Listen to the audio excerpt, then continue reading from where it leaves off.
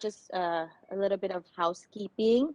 We'll take breaks by the hour, give and take, and you might hear occasional baby sounds from my 2-month-old. So I'll try to make sure it's not disruptive to the meeting, but I apologize in advance for that possibility.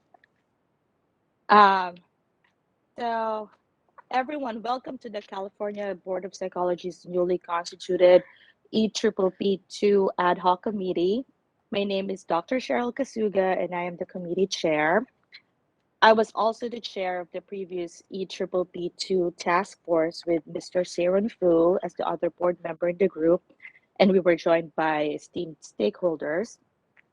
I want to point out a couple of direction changes from the EPPP task force to this EPPP ad hoc committee.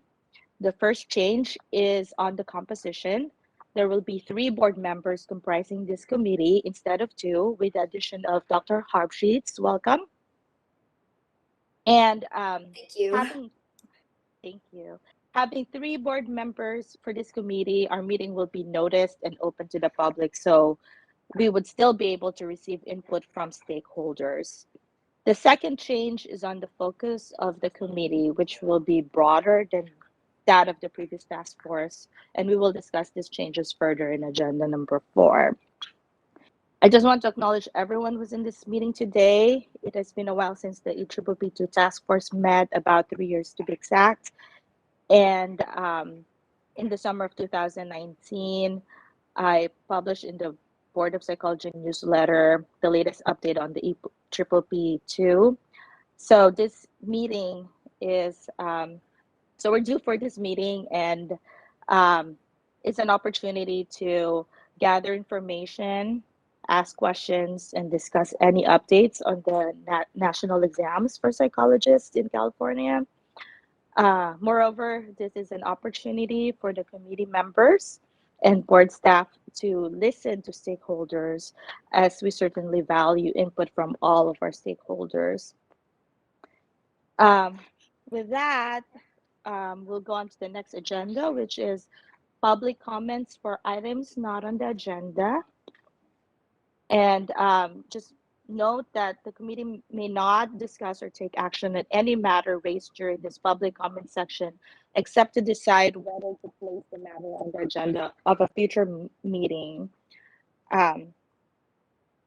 So with that, I'll turn it over to Mr. Moderator to explain how the process for public comments. This is the moderator. We are now open for public comment. If you would like to make a comment, please type comment or I would like to make a comment in the Q&A box and send it to all panelists.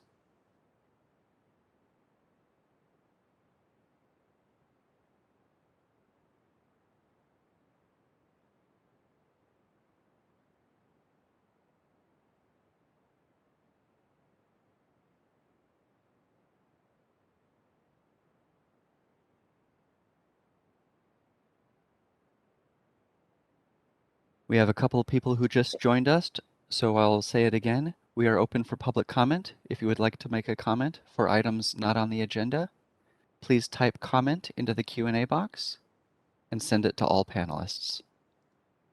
Okay, we'll give them a few more time to let their comments known before proceeding to the next agenda item.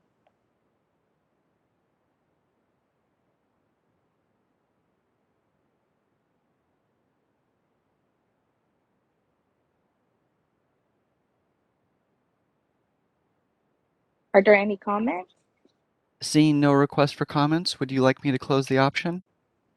Yes, please. Thank you. So now we're gonna go to agenda number 4, and this will be with Ms. Snyder.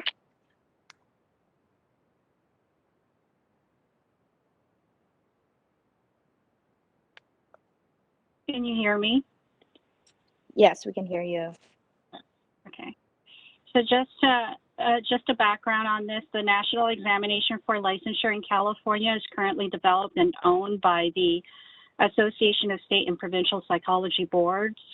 ASPPB currently administers 2 examinations for psychologists, the EPPP Part 1, which is the knowledge, and the EPPP Part 2, which is the skills. Currently, California only requires the EPPP Part 1 knowledge for psychology licensure. The current EPPP 2 ad hoc committee goal, which was reflected in the board's sunset report, is as follows. EPPP 2 task force, this committee is comprised of two members and relevant stakeholders. Staff recommendation to rename the committee to be the EPPP ad hoc committee and revise the committee goal as follows. The goal of the EPPP ad hoc committee is to review issues related to the board's national examination. Thank you. And for people that are trying to follow along, this is page 12 on the continuous packet. And I welcome the committee members. Madam Chair. Go on, Mr. Fu. Madam Chair, can we move to rename the committee to the EPPP Ad Hoc Committee and revise the committee goal as follows in the memorandum on page 12 of our combined packet? This is Dr. Harp Sheets. I second that. Thank you. So we have a motion by Mr. Fu and second by Dr. Harp Sheets. And do we have any board committee discussion?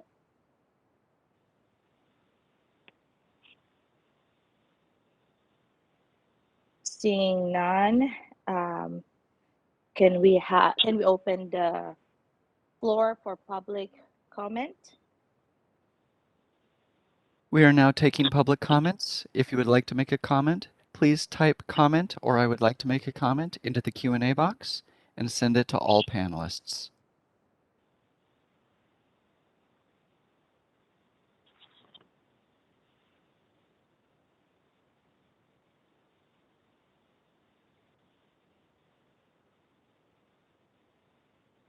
If you are a call-in user, the command is *3, and I will be checking for raised hands.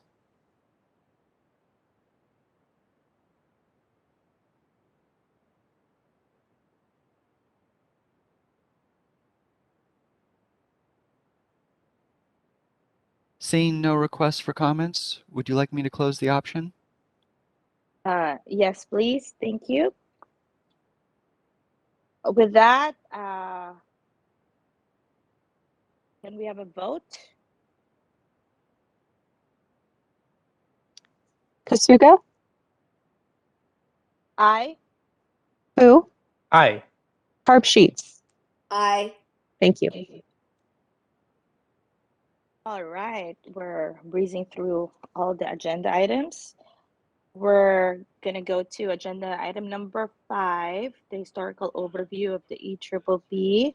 And this one will be with Ms. Snyder again, and she'll go over the timeline, highlighting the relevant information to keep everyone in this meeting up to speed on the activities of the board since the creation of the EPPP2 task force to now. And a more detailed timeline is included in the meeting materials on page 13 of the continuous packet. Ms. Snyder? Sure. Thank you, Dr. Kusuga. Okay, so agenda item 5A, which is the timeline of the examination of the EPPP. Due to the lack of standardized scale-based examination in 2016, the Association of State and Provincial Psychology Boards, or ASPPB, began developing the EPPP Part 2 with an intended implementation requirement for all jurisdictions on January 1st, 2020. In the fall of 2017, a task force with representatives from various impacted stakeholders was created by then President Dr. Stephen Phillips to provide input to the board regarding the examination for professional practice in psychology, Part 2, or EPPP 2. Task force met on April 5th, 2018, and June 29 of that same year at DCA headquarters in Sacramento. The meetings were chaired by Dr. Cheryl Kusuga. After several discussions, the task force did not believe the EPPP Part 2 was in the best interest of California consumers for the following reasons: lack of proven necessity for the additional examination, considerable concerns related to the examination design's ability to assess skills and thus potentially providing negligible consumer protections, the additional examination costs and burden on prospective licensees, and especially on historically underrepresented and socioeconomically disadvantaged students, and the additional examination creation of new barriers to licensure and potentially detrimental impact on access to psychological services to California consumers. There's also clarification on whether the optional enhanced EPPP is an indefinite alternative or ASPPB is simply postponing the deadline for mandatory adoption. If the implementation date is merely being delayed, the board would appreciate clarification on the anticipated date for that mandatory implementation. So the task force also had significant concerns with the loss of license portability with other states. Due to this concern, the task force recommended, should Part 2 become mandatory, that the board continue participation in the EPPP. To that end, the task force recommended implementation of what was presented as option 3, that should also be in your packet, which would allow eligibility approval to all applicants after completion of their doctorate degree and 1,500 hours of supervised professional experience. This option provided the most equitable and consistent process and the least delay in licensure for all prospective licensees. The task force recommendations and update from ASPPB was presented at the November 2018 board meeting. Although the board welcomed the enhancements made by ASPPB, the board continued to have concerns which were addressed in the letter dated December 2018, which stated as follows. Psychology supports a competency-based examination, but feels that certainty is required as to its mandatory implementation and that a date certain for all member jurisdictions is necessary. Uncertainty as to implementation results in a current inability to move forward with the required statutory and regulatory changes. ASPPB would aid its member jurisdictions if it were to identify all statutory and regulatory changes needed to implement the new examination, drafting and supporting statutory and regulatory changes through advocacy over a set period of time calibrated to the expected implementation date and time necessary to effect needed changes. ASPPB should continue to evaluate the total cost of both examinations and establish a uniform lower total cost as to all jurisdictions as of the mandatory effective date of the enhanced EPPP. In addition, the board also requested that ASPPB make available to the board and the Department of Consumer Affairs Office of Professional Examination Services the following information as it became available: data from beta testing from participating jurisdictions to evaluate the validity of the enhanced EPPP, evidence of external validity that substantiates the need for the enhanced EPPP. This information would help further clarify the need for and validity of the enhanced EPPP and inform the board's discussion regarding the prospect for adoption of the enhanced EPPP. ASPPB's response was noted in a letter dated January 29, 2019. That's attachment B of your packet, 5A. It's also available in the combined packet on page 82.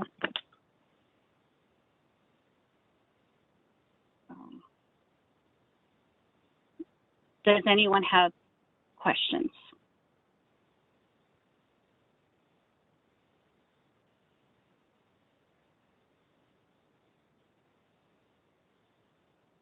Thank you, Ms. Snyder. Committee members, do you have any questions?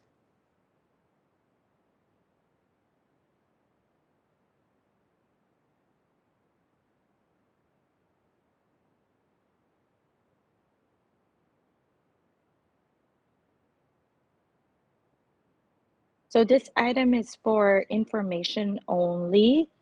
We'll go ahead and move on to item 5B. Ms. Snyder?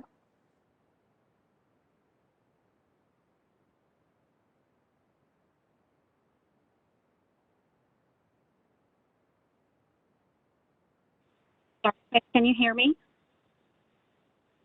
Okay. 5B is just the complete correspondences we've had with ASBPB regarding the EPPP 2 exam. So if you have any questions on those items, on those attachments.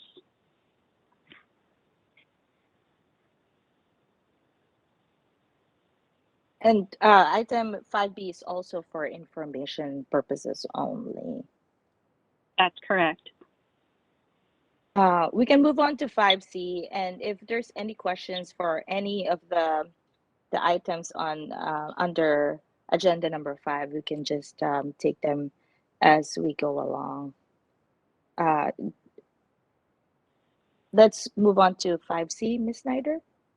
Okay, so just to reiterate what was mentioned in 5A, the outstanding issues raised by the task force, lack of proven necessity for additional examination, considerable concerns related to the examination's ability to assess skills as designed, and thus potentially providing negligible consumer protection.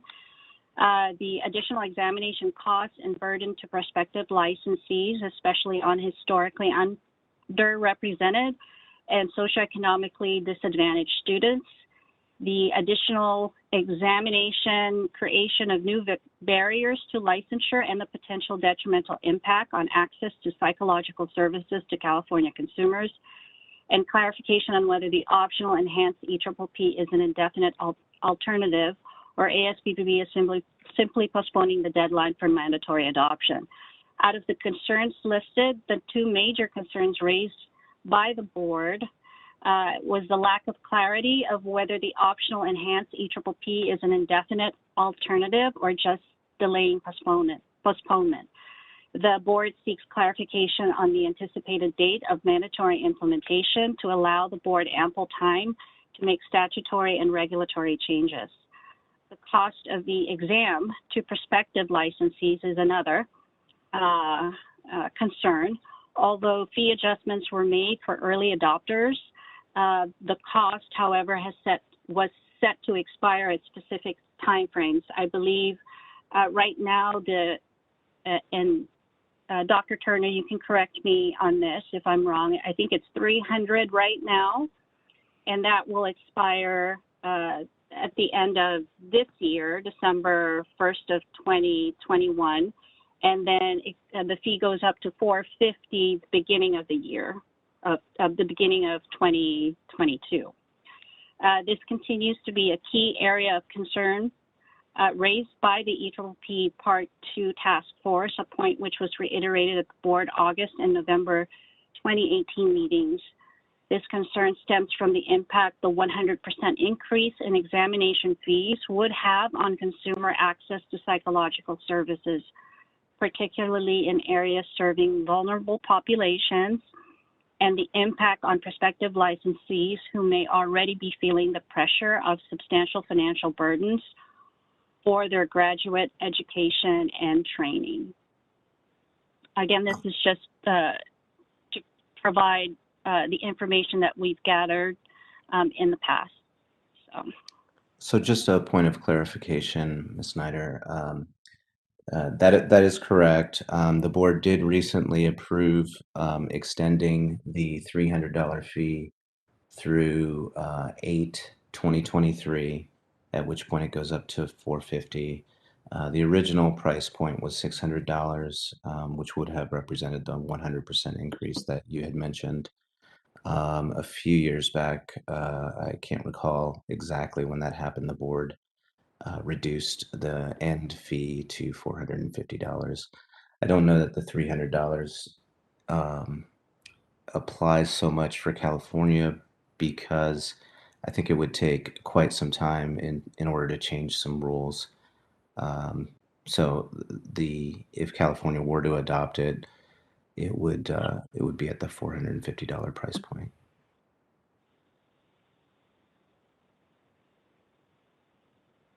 Thanks, Thank you Dr. for Turner. that.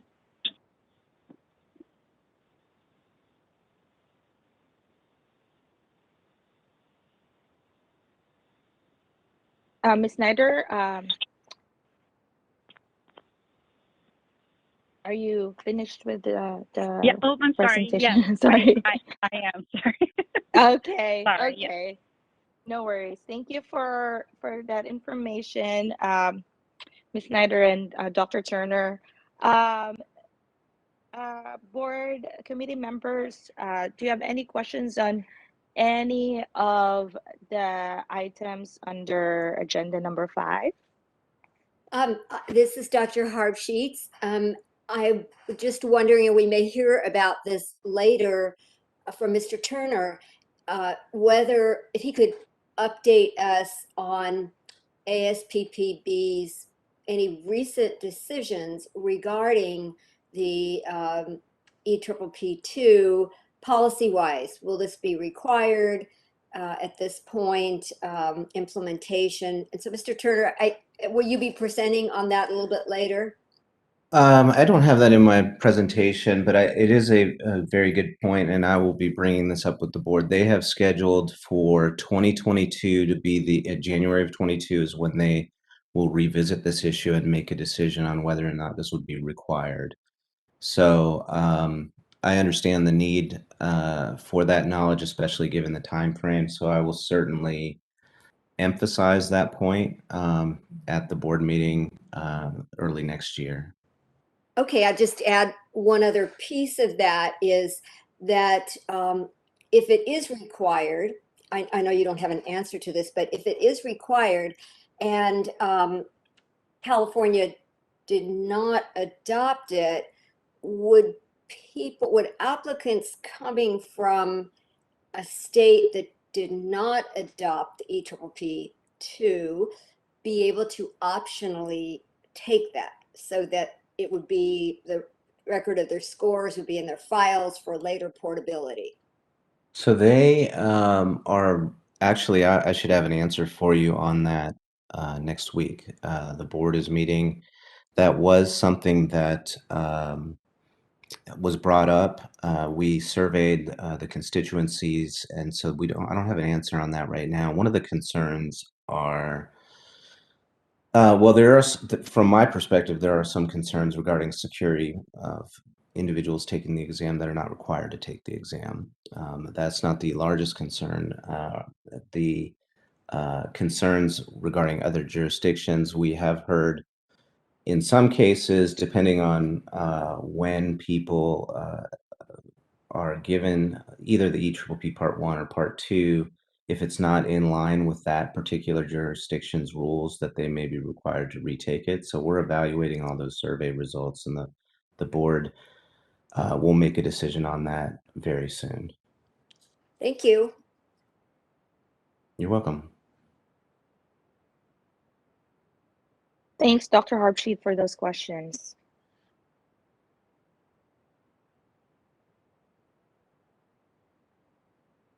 Any other questions or comments from committee members?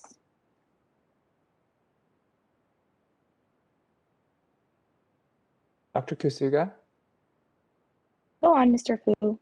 Thank you, Dr. Kusuga. I think my comment here is I'm really interested in hearing more about the ongoing discussion in item 6, but I want to reflect that with regard to this item, it was really done through a collaborative and stakeholder-driven process with 18 or task force members, I should say, representing heads of schools, students themselves.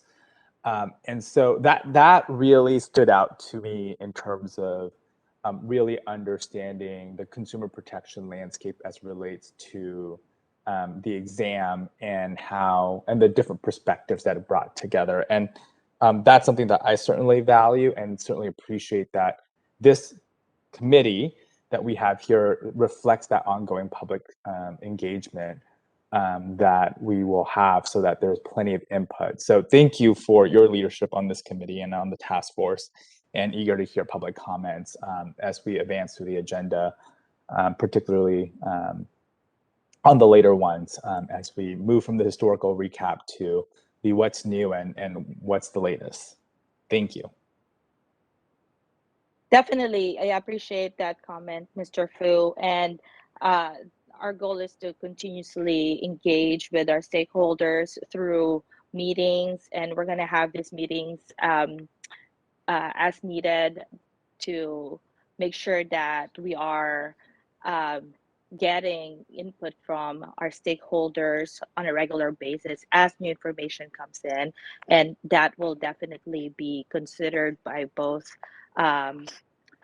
board members in further deliberations and the board staff in terms of future action. So that's definitely something that we want to continue with this newly constituted ad hoc committee.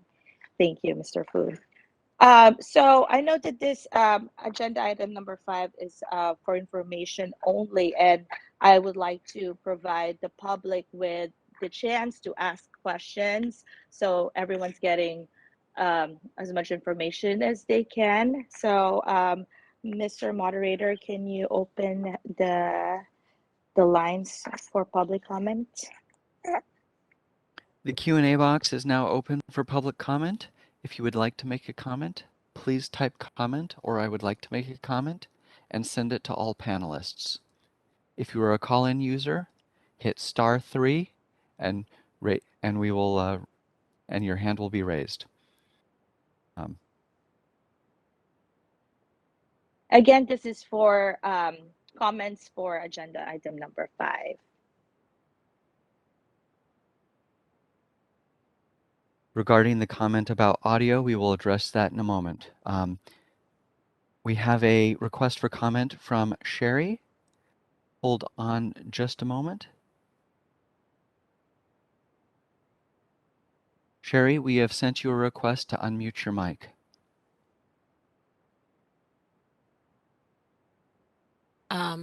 My question is actually a little bit of just a technical one. Is it possible for those of us who are just viewing this meeting to be able to kind of see the packet of correspondence? Is there a link for that that we can access? And apologies if that was already supposed to be clear.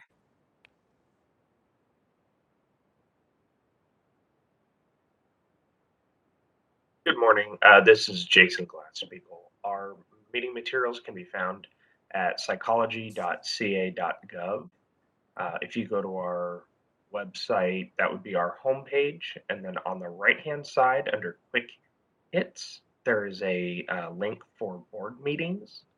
Once on that page, if you scroll down to the EPPP Part 2 Ad Hoc Committee, there is a link for the meeting materials right there. Thank you so much. My pleasure.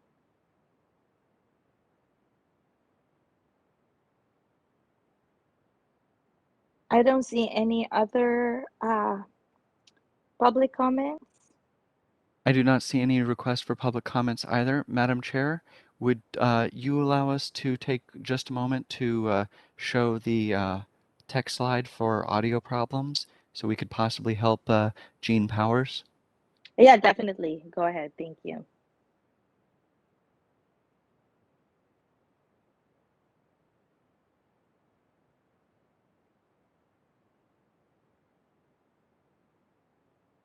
One moment while I get that slide loaded.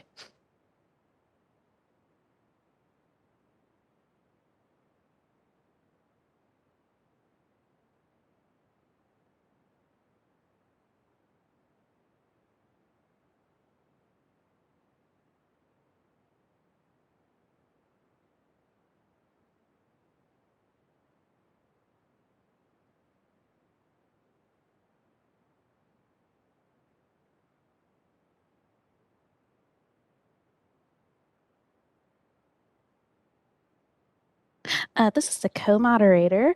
Just as a reminder for members of the public, your microphones are muted until you request to make a public comment. If you would like to make a comment, then our moderator will unmute you, and at that point, you'll be able to speak. If you are having any audio issues or if you don't have a microphone, you can connect your audio by switching your audio by going up to the top where it says audio and video, clicking switch audio, and then following the prompts to call in on your phone. This is a little bit clearer because your phone is going to connect over your cell phone service rather than the internet. So if you're having any audio issues, that's a good alternative.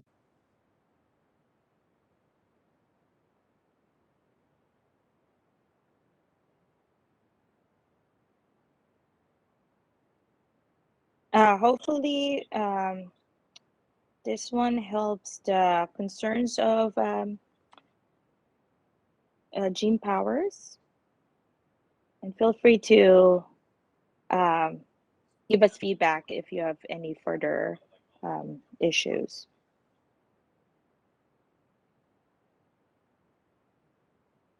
A recording of the meeting will be available afterward. That's a great reminder as well. Thank you. Shall we resume?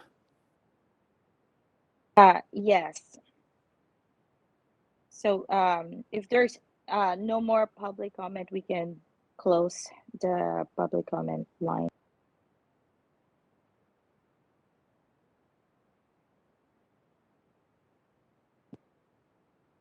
Okay, so moving on, we're at agenda item number 6, ASPPB's report on the EPPP, and I would like to introduce Dr. Matt Turner. He is the Senior Director of Examination Services at the Association of State and Provincial Psychology Boards, ASPPB. Dr. Turner oversees the operations and the development of the examination for professional practices in psychology, or EPPP Part 1 Knowledge and EPPP Part 2 Skills, and the Psychopharmacology exam for psychologists, the PP. He also consults with the organizations internationally on the development of licensure-based examinations. He is a graduate of the University of Kentucky with 12 years experience as a school psychologist and operates a small private practice focused on child and adolescents and advocacy for services within the school system. Welcome, Dr. Turner. Hi, thanks for having me. I did prepare a brief presentation just to give you an overview of the part 2. I do have some information on the participating states. And regarding data on initial administrations, we have only a few states participating right now, so we are holding on pass rate data until we have 150 test takers. So we will be providing that to this task force when that is available. I am going to attempt to share. It looks like that worked. Can you see that all right? Yes, Yes. I see it. Okay. So we obviously know what the EPPP is. It's used in all U.S. and Canadian jurisdictions as a requirement for licensure, with the exception of Quebec. And it examines a candidate's breadth and depth of knowledge in the profession of psychology. So as of November 2020, jurisdictions have had the option to adopt the EPPP as one exam with 2 parts, and that's the current EPPP, the knowledge-based exam, and then the part 2, which is a skills-based exam. And the intent was to provide a standardized, objective assessment of knowledge and skills needed for independent practice. So it really provides a more thorough assessment of competency than the EPPP as it is now. And just as to give you an idea of the rationale, psychology has really embraced this move towards competency, and many regulated professions have as well.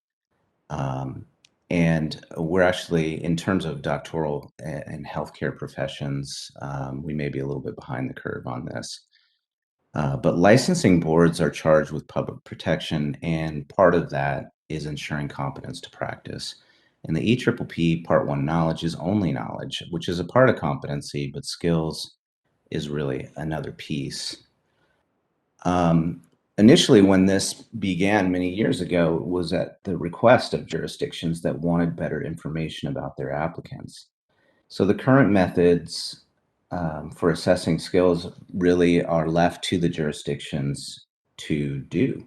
So sometimes that's done with oral exams, through some measurement of supervised experience, hours, or ratings, or letters of recommendation. And the difficulty is that, one, that's not a universal way of doing it. All jurisdictions do it differently, but there's also reliability concerns with each of those methods. So really, the bottom line is that it's a tool for regulators, and it allows them to ensure that their candidates can demonstrate a universal standard of competency. I think this may be in your packet, but I just wanted to provide you with some information on the timeline for development. I think some of the conversations started long before I was with ASPPB, but pre-2010 even. But that was the development of a competency model. And actually in 2010, they had a job task analysis. And if you don't know a lot about licensure exam development, it's really that's the foundation of what you assess when you are looking at a licensure exam. So a job task analysis gives you information from the licensing community about what is required at the point of licensure. So that it created the initial model, which was crafted for over the period of several years, and then initially a feasibility review. So that was a period of time where ASPPB was examining, can we do this? How can we do this? There was discussions about having a center where individuals came and actually met with standardized patients or actors. And so there we looked at what's the best, most cost-effective way to assess skills, and we felt like we could assess skills in a computer-based model in almost every aspect. There are some things that you can't assess in a computer-based model, but the vast majority could be done. And we did meet with the USMLE, and they and to see how they did their what's called an OSCE. So it's an observed standardized clinical examination. And it just was extremely costly to do that. And the USMLE has recently eliminated those exams. So in 2016, there was another job task analysis, which essentially created the content outline that we have now. Since then, there's been ongoing development of examination items and form development. There was a brief period of pilot testing that helped us gain information on timing of the items, because they're a little bit different than the EPPP Part 1. We had those slides are actually reversed, but there was a beta testing and then a standard setting. And now it's available for continuous testing. So the beta testing, you have to wait for your score. That allows us to gather some information on performance of items and do the standard setting process. And the standard setting is a meeting that brings together psychologists from around the country and Canada to evaluate the exam item by item and provide their opinion on how the entry-level candidate would perform on each item. And that information is gathered and it derives a statistically driven pass point. So as I mentioned, we're in continuous testing now. So I wanted to talk briefly about validity, because I think that's a topic that comes up. And like all licensing exams, content validation is how you establish validity. At a very basic level, it's psychologists, licensed psychologists at every level that are evaluating what's written, what to test, what should be the pass point. And so you have subject matter experts, as I mentioned, licensed psychologists. The job task analysis gives you the test specifications. Essentially, psychologists tell us what needs to be tested. There's multiple levels of content review.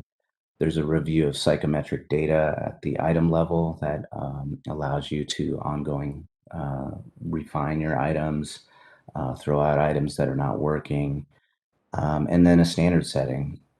We also do differential item functioning. And that's something, there's sort of this narrative about that the exam is biased in some way. And I am here to tell you that that's a very critical issue in exam development, and it's something that is a priority for ASPPB. So we do a lot of work to try to mitigate effects of bias. And so some of the things that we do in terms of our committees and item writers and our reviewers is we make an explicit effort to try and diversify committees. And that goes for geography, training modalities, identities, ethnicity. And we also, and I don't know of another exam program that does this, but we also provide implicit bias training for our item writers and have discussions about how that might impact an item. But so there's a lot of attempts to reduce bias at the item writing level and form review level. But we collect ethnicity data, and then we look at differential item functioning, which flags items if an item is performing in some way potentially differentially across some reference group. If so, that goes to an item review panel, which is a panel of folks from all over that have cultural competence expertise, and they review the items and let us know if there's something about that item that might disadvantage any group or candidates. So very few items are flagged, and no items have been found to be biased under that process at this time. It's ongoing, and we will continue to do that as we move forward. Just to give you a little bit more information on the job task analysis, we did have 2,700 licensed psychologists respond from 61 of the 64 jurisdictions. Interestingly, 20% of the respondents were from California. And California is a large state in terms of psychologist population, so that fits with the overall numbers related to EPPP test takers. 84% were from the US and 16 from Canada. And this is the blueprint that was created. So scientific orientation is 6%. Obviously, assessment and intervention is a large percentage, and relational competence, professionalism, ethical practice, collaboration, consultation, and supervision.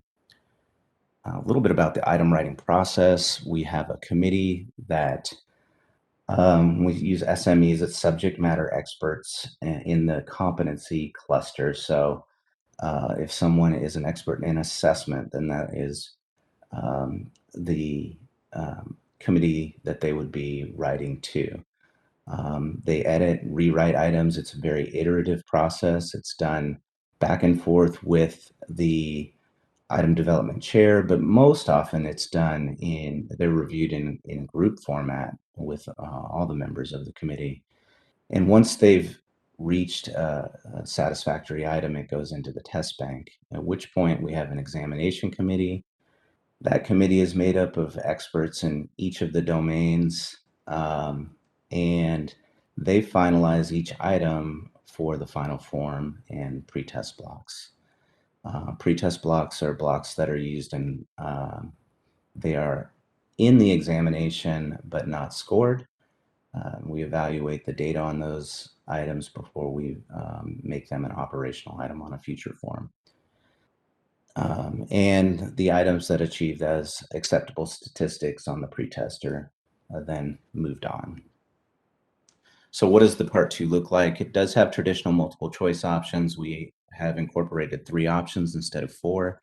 The reason for that is on high-level exams like this, they've been shown to be just as effective. Often you have 4 options, and there is a 4th option that no one really picks or very few people pick. And so it's easier for the test taker, it's easier for the item writer to come up with something that's more relevant.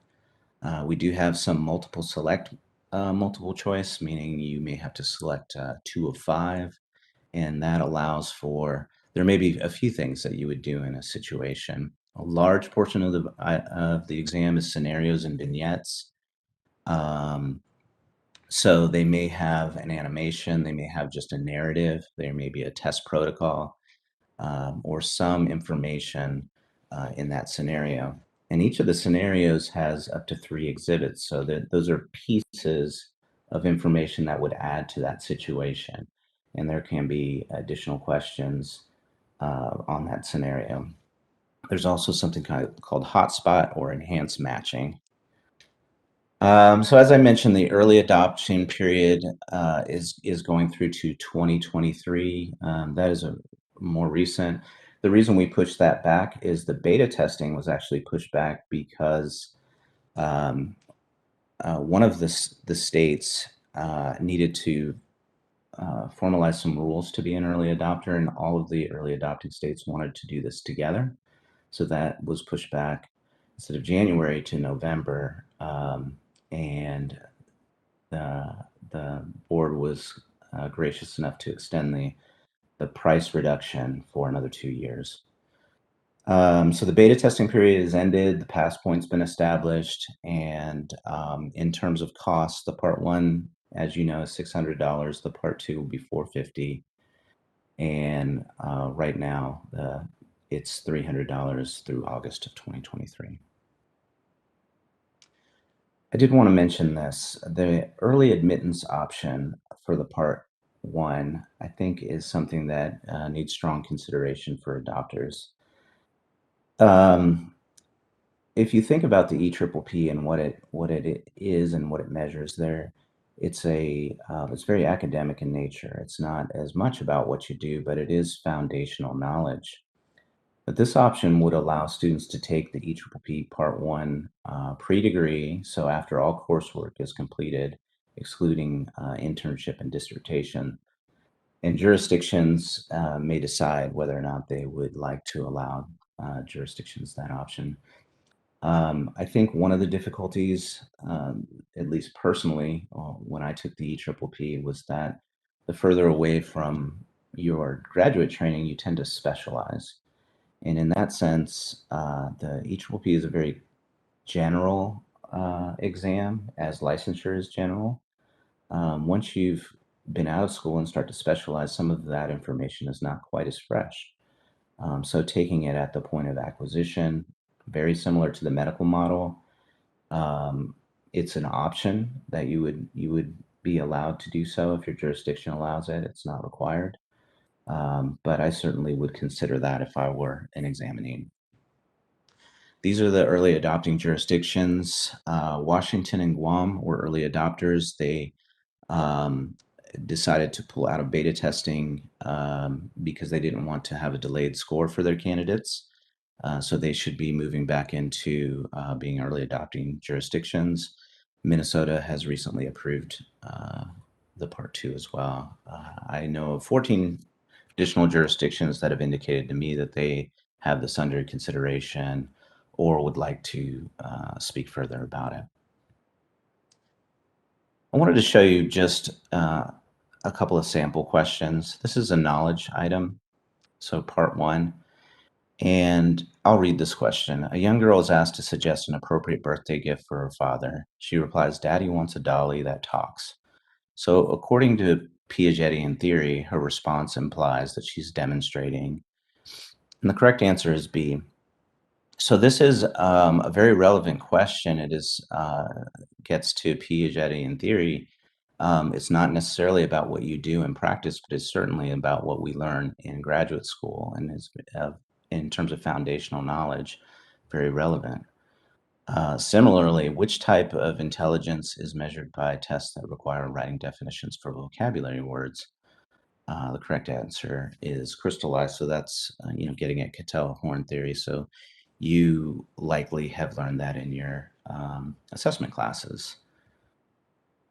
But here's a part 2 question, and this is a very basic one. In the first session with a client diagnosed with schizophrenia, a psychologist should. So it's transitioning to what you should do in a specific situation. In this case, they're saying the answer is display empathy, convey expertise, and express optimism that therapy can be helpful. Again, another relevant situation. After an initial evaluation, a psychologist diagnoses an adolescent with a disorder not covered by the client's health insurance. Which of the following is an acceptable course of action for the psychologist? And this may seem like an easy question, but you would be surprised. And it's relevant to what licensing boards sometimes deal with. The correct answer being provide the client with a referral to an affordable resource for treatment. I'm going to play a video. I hope that the sound comes through okay, so let's give it a shot. The scenarios sometimes have videos, so I wanted to show you that, and then I'll show you a little bit about what a scenario might look like. So about 45% of this exam would include some version of scenario-related questions. Dr. Barnett, I'm excited to share that I got the internship I applied for. That's wonderful news. Congratulations. Thank you. I'm looking forward to it. But I'm a bit nervous because the internship is 6 months long and I have to move across the country where the main office is located. I know I've come a long way over the past year in dealing with what happened when I was a kid, but I also know I still have a long way to go. I'm worried if I don't see you for such a long time that things will get really bad again. You have made tremendous gains, and I agree that continued treatment seems warranted. Great. I'm glad you agree. So we can continue our sessions while I'm away? Can we use FaceTime or Skype? So that's a video. Again, it's a video and an animation. So it's you can get some additional information on voice tone and quality. It is cartoonish, so you're not going to get body language or things of that nature, but it does add some richness and engagement on some of the items. There's not a lot of videos, but it is something that where some exams are moving towards more engaging item types like this. So this question is not really based on that particular video, but I wanted to show you what a scenario might look like. And so you can see there are 3 tabs up top, and each of those tabs is called an exhibit, and there's a question. So there would have been some information here about a particular situation, and it asks which are the most critical considerations the psychologist needs to be aware of with that particular client. And it gives you 5 options, and you're allowed to select 2. If you don't select 2, it'll tell you you need to select 2. There's other tabs. So in this case, some additional information is given. It says a psychologist encounters the patient and his parent at an event at their shared place of worship. The psychologist recognized the parents as fellow members of an upcoming fundraising committee. What's the best way for the psychologist to protect the client's confidentiality? And so there's a couple of options, and meet the parents if the client decides to make the introduction. So some real world examples. This is an item that involved the use of a thought record. This item was not used because it was deemed something that not everybody was trained on, but it does exhibit, it shows you how hotspot items can be used to assess things that you can't necessarily assess in a multiple choice. So in this case, you were asked to identify the 4 regions with errors from the client that they're using the thought record inappropriately. And you hover over the areas, they turn purple, you know that's an option, or yellow, it's an option, and then purple means that it's selected. And so it would look like this. This is an example I've used before. There's actually a few problems with this particular item, but it's very relevant to what we see and some complaints that boards get.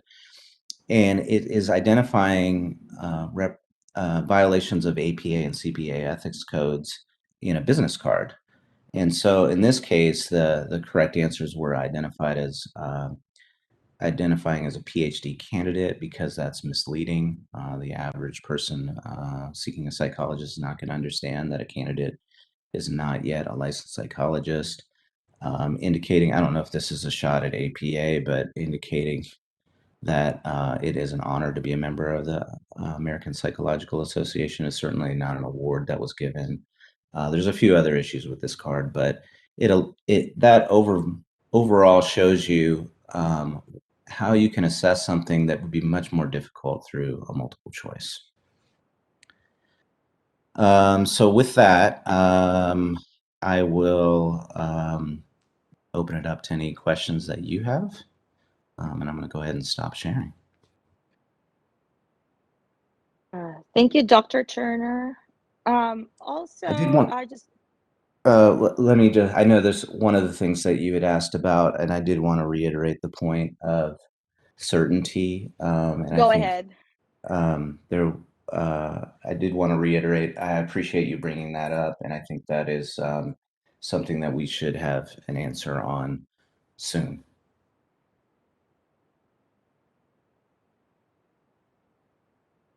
All right. I also want to point out that prior to this meeting, we sent ASPPB on March 8th letter inviting them to present and some of the information that the board is interested to hear from ASPPB about. And this is on your continuous packet on page 99. And the response of ASPPB's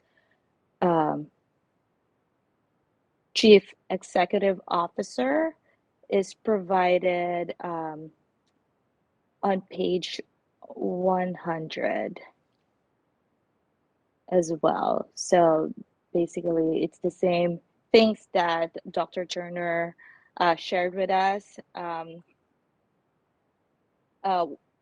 One of the questions that, so the questions that we ask related to having ASPPB briefly explain the EPPP Part 2 skills, the purpose of the EPPP Part 2 skills, which Dr. Turner went over, the advantages of this exam as it relates to the unique needs of the state of California, providing a distinction between a knowledge-based exam, law and ethics exam, EPPP 2. So this one is a little bit more specific towards California, and the response is on page 101. The next question was having ASPPB demonstrate how this exam accounted for the diversity of potential test takers and potential biases in the test questions. And this one, Dr. Turner went over in his presentation today. The cost justification for the EPPP 2 exam fee and the current list of early adopters were asked, and ASPPB provided a response to that as well, and that's on page 102. It's just like a supplement to what Dr. Turner presented today, and it's like, you know, by him and the Chief Executive Officer of ASPPB, Dr. Marian Brunetti Atwell. So with that, I would like to ask my fellow committee members if they have any questions for Dr. Turner. And then also, I would like to ask the committee members if they want to take a break because we've reached the top of the hour. So please let me know the direction you both want to go. I just wanted to say thank you, Dr. Turner. I felt that what you shared with us this morning clarified some information for me. And also ask you if you could share any more information with us that you have learned from the early adopters. I noticed that several were Canadian provinces. And if you have any sense of how their regulatory boards and situation might be different than say what you know about California, that could be really useful to me. Sure. I think so with regards to the early adopters, I think those adopting jurisdictions had some vested interest or reason that they felt like this was critical for them. Having known that they were not assessing skills, or not necessarily not assessing it, but not assessing it in a standardized way, they wanted to move forward and be part of that initial process. In some cases, Nevada, for instance, they had a state exam that was specifically for skills, but it was extremely costly for them to maintain. And so they were happy to have that delivered in a different way. And with regards to the Canadian jurisdictions, I don't know. I'm sure there are quite a few differences in terms of California and in many of the other jurisdictions. But I think the importance of assessing skills on their part was really the critical factor. I also wanted to point out in terms of we did get some feedback from people who took the pilot testing and people who took the exam. And so we did get quite a few anecdotal comments about the real world nature of this, or how this was more about practice itself. Some of the negatives were that we didn't have any training materials for this, which is ASPB doesn't produce the training materials, but that is a valid point. It's something that's relatively new, and we do have some sample items on the website, but people are used to being able to go purchase materials. One other thing I wanted to point out with the early entry option is I think there will be less reliance on the third-party study materials, which are extremely costly. That is, if you take the EPPP Part 1 closer to graduation, I think much of that material is more fresh, and our own data indicates that people who take it earlier or closer to graduation tend to have higher pass rates. Thank you for that clarification.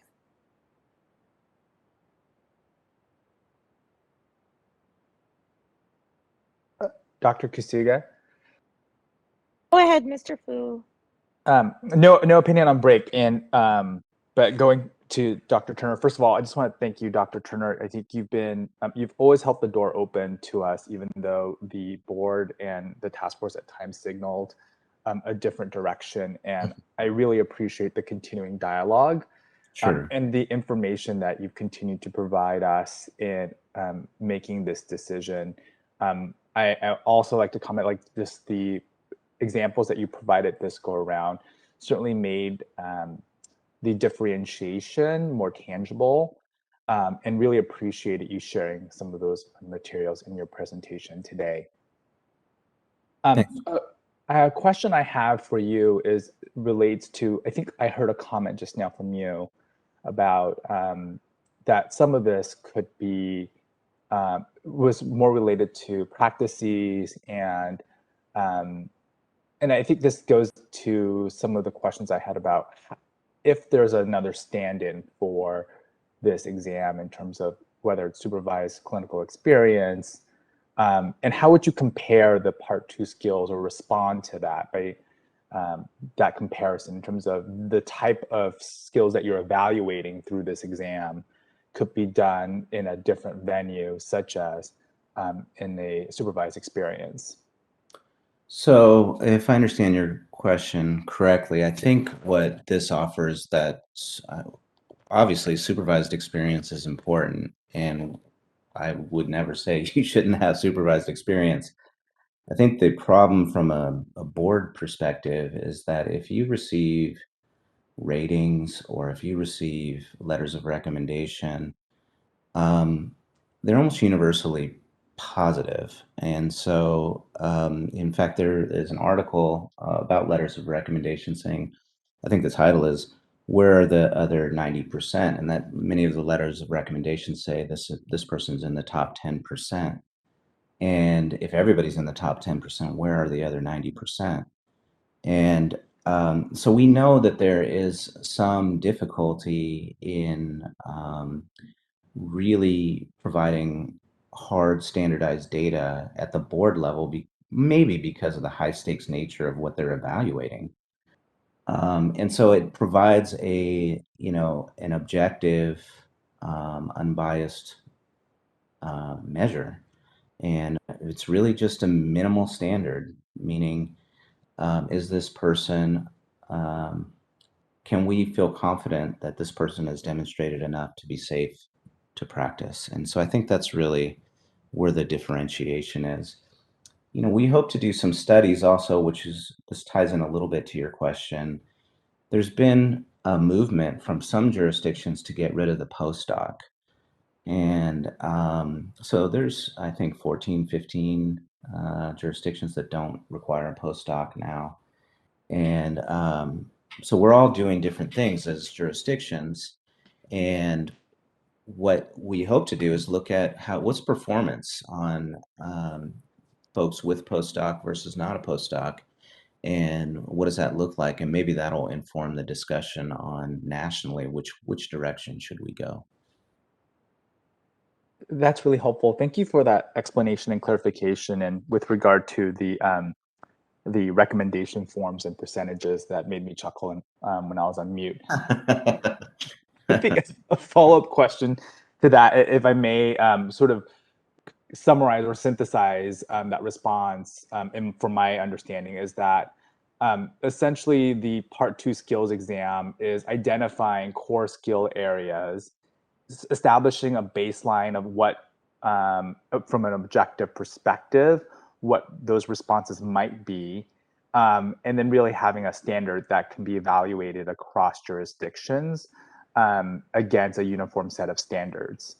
Is that a fair summary, recognizing that we're losing a bit of nuance in that summary? Oh, I think that you've captured that pretty well. Thank you, Mr. Fu. That's really helpful. Thank you, Dr. Turner. This is Dr. Harp Sheets. I have another question that occurred to me when you presented one of the sample questions, and it was a log that a client was asked to keep, and you mentioned that it was determined to not use a question, to not use that question because it wasn't taught in all graduate programs. It brings up the recognition that many graduate programs do tend to have a more specific focus where it might be a cognitive behavioral focus or a psychodynamic focus or even a psychoanalytic focus. And I'm just wanting to know a little bit more about how in the exam development those that was taken into account. And you might use that kind of the question you showed us as an example. Mm-hmm. I could imagine that would come up. Yeah, and you bring up a very good point, and there is some difficulty in building an exam that's general, and so imagine that you have folks that are school psych trained, and some are counseling trained, some are clinically trained. Those are typically pretty different programs, and so you have to build an exam that there's some understanding that universally, at a base level, a general level, that all entry-level practitioners should know. Occasionally, you'll have an item that maybe is a little bit more specific to a particular group, but we try to recognize that in creating a reasonable pass point. But when it comes to things like psychodynamic versus some other modality, that's where all these reviews come in. And so we have to create an exam where the questions, regardless of your perspective, we can all agree that this is what you would do in this situation of given the options. And sometimes having the two options, it makes that a little bit easier. So it's really reviewed multiple times by many people with varying perspectives to make sure that everyone's in agreement that this is what you would do given this set of circumstances. Okay, thank you. Mm-hmm. That's an interesting point, Dr. Harp Sheets, because I've taken the pilot for the EPPP too, and I've taken the EPPP as part of my licensure, and it's my experience that um, there are some things that I never learned from my program, but I think my program's pretty good. It's just that there are just some things because of the uh, differences of the focus of different programs that some are actually more focused in, let's say, the East Coast, West Coast, Canada versus US. So some things are not exactly what you've learned from the program that you participated in, and I can imagine that's a difficult thing to find the perfect Venn diagram that addresses the different you know It's an uh, ongoing issue, and certainly something we work hard to. You can't, I think, given what we're being asked to assess, you can't eliminate it entirely, but there are some things that you can do to try and mitigate that. Thank you. I do have a question on bias mitigation, and um, just wanted to kind of talk about housekeeping that we'll just take the break after this Okay. agenda item, and then we'll just uh, continue for now. So hopefully, that's good with everybody. So I'm interested in the bias mitigation, and I know you've addressed it in detail, and I really appreciate the thoughtfulness of the explicit effort that you all are doing to mitigate biases, and having additional steps like implicit bias training. But I just have a question that from the responses from the letter that was sent by ASPPB with regards item number 4. Oh, actually, yeah, item number 4. It's on page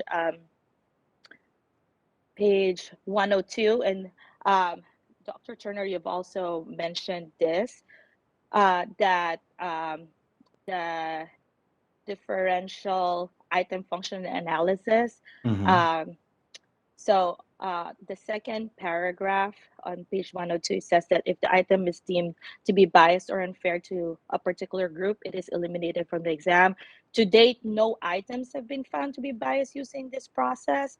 And I find that a little bit interesting that of all the items, like none of them were found to be biased. So that's something that when there's an absolute like that, it gives me pause, because for one, bias is something that's hard to kind of be aware of, and then number 2, I'm just thinking that statistically it might be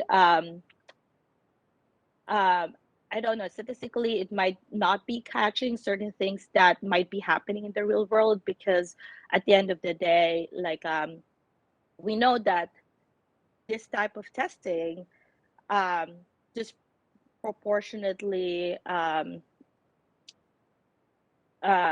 is disproportionately shows results for different groups as in total. So I'm just wondering if the focus on the items and the process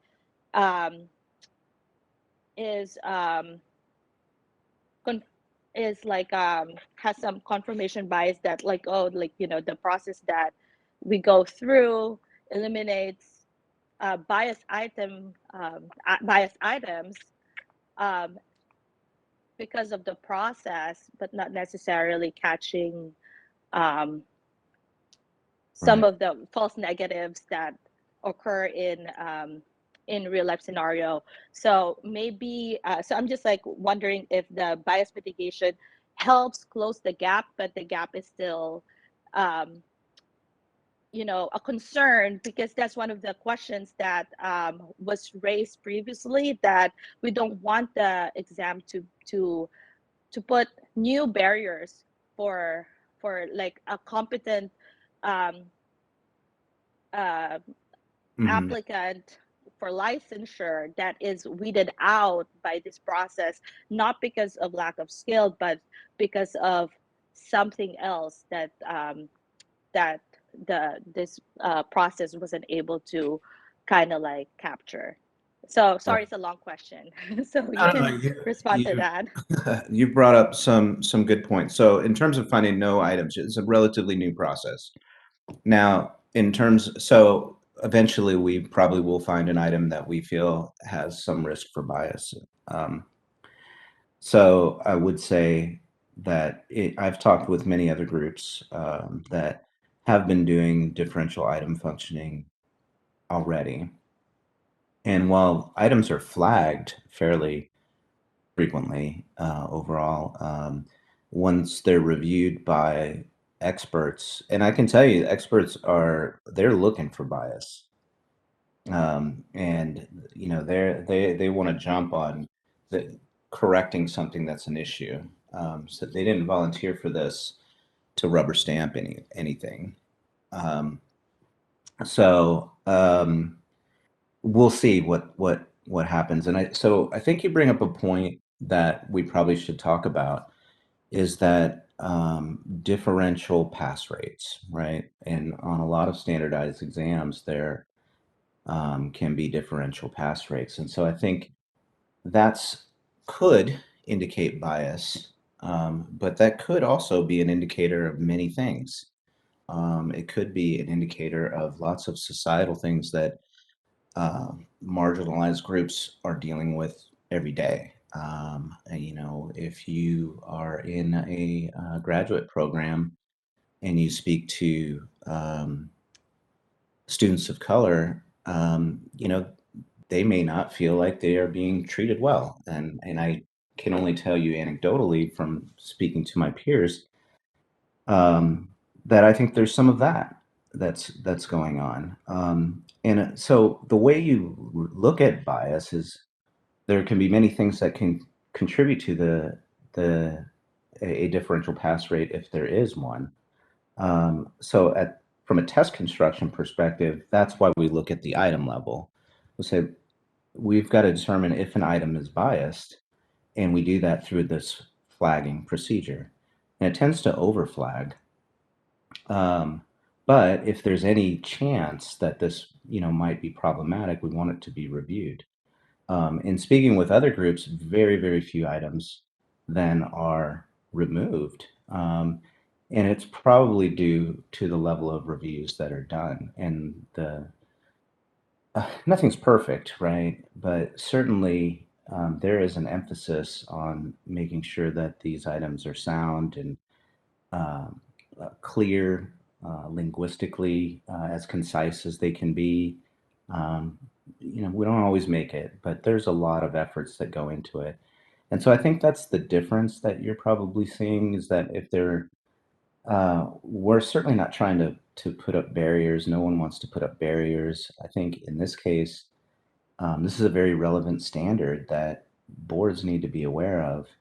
And if it does turn out to be differential pass rates, then there probably should be some further investigation on why that is, because it's not always necessarily the test. The test may be reflecting what's going on in training, may be reflecting what's going on in society.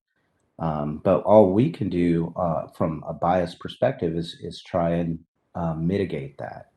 And so I can say, using the process that we're using right now, in terms of reviews and our bias reviews, you know, it's a pretty high standard. And so we certainly are very focused on trying to be inclusive in our groups and trying to be sensitive to anything that could be biased.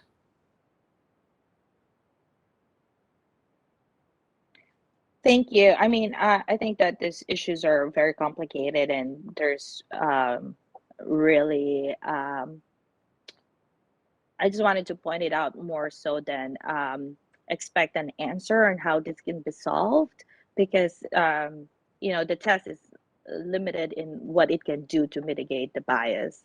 And you know, one of the ways that you do it is through the item review, the item analysis. And I appreciate that. And I also like appreciate some of the things that have been instituted to help with mitigating bias, including clarity of language. And previously, Dr. Horn was here and talked a little bit to us about really emphasizing on clear language when it comes to the creation of these test items, which I think is very helpful, not just to those that are non-native English speakers that are taking this test, but for everybody. Everybody can benefit from clear language on the test. And it has been my experience that it's not always the case that the tests are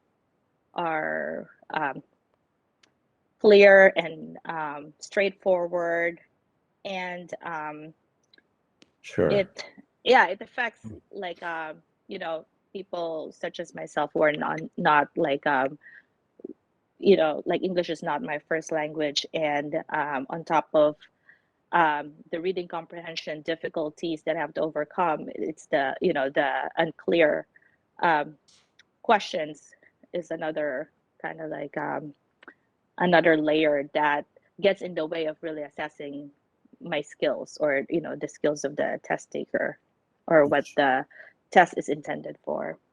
Sure, and taking a test is sometimes a somewhat stressful experience, and I can recall a bit of confusion when I took the test.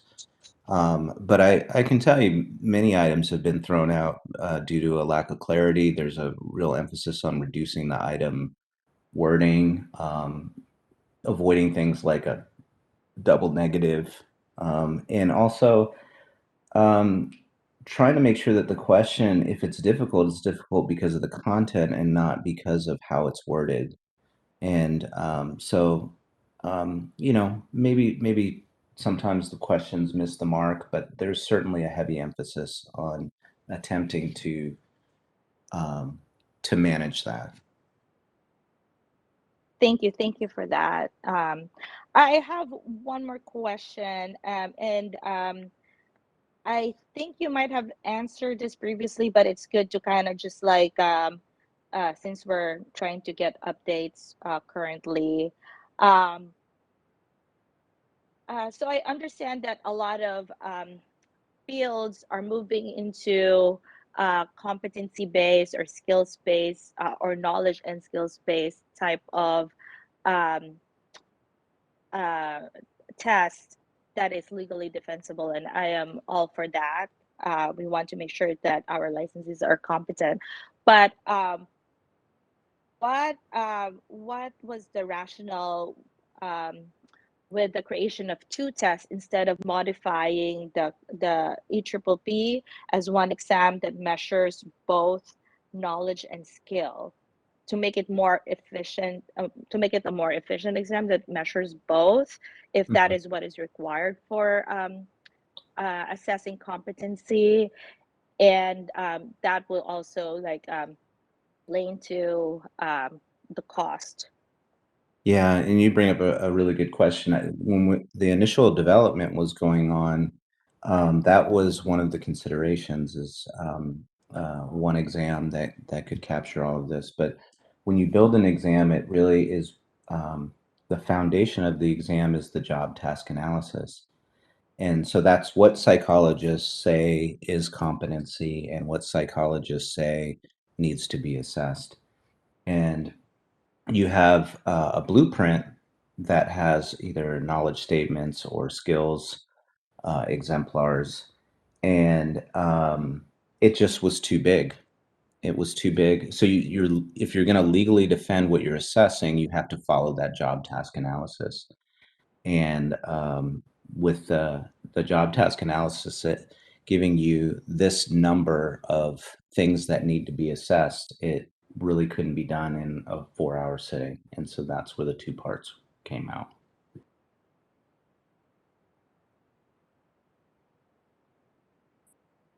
Is there like is this going to be revisited again in the future, or is this the direction that has been taken, and So the it will not?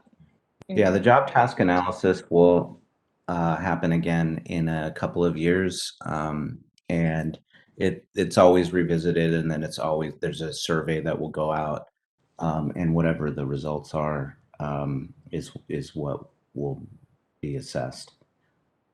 Gotcha. Thank you for that update. I would like to go back again to the committee members if they have additional questions before we open it to the public. Dr. Kusuga, I just have one additional question, and it's following on one question you had, if I may. Go ahead. Go ahead. Dr. Turner, I think I heard you say that in terms of the biases question, that in many ways the exam may actually provide a controlled setting to check these biases than in a supervised setting, because those are just given the demographics of the field and the implicit biases that may occur in that setting, that the exam really does provide in some ways a one guardrail that the supervised setting doesn't necessarily have with regard to an evaluation of skills. Is that a fair recapturing of the comment you made? Yes, I think it's a standardized, objective way of looking at it. And if we're talking about biases in terms of implicit biases that you may have in an everyday interaction, it does eliminate that. I think Dr. Kusuga said, I think she was talking more about test biases, but yes, I think there's a known reliability issue with letters of recommendation or supervisor ratings for whatever reason that is. And I think we believe that's because of the high stakes nature of what they're being asked to do. No one wants to say someone's not ready for licensure. That's a difficult thing to do. Understood. Thank you. Appreciate it.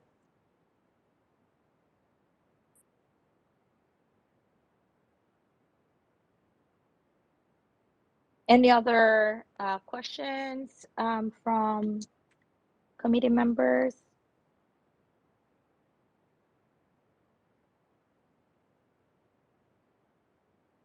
Seeing none, we can open the floor to for public comments.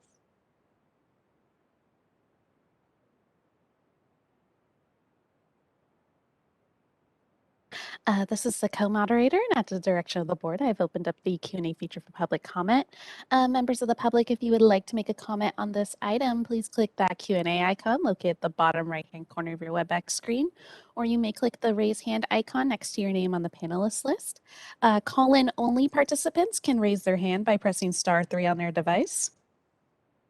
All right, and it does look like we have a couple requests for public comment, so I'll go in the order that comments are received. And it looks like we have a request for comment from individual Dr. Marilyn.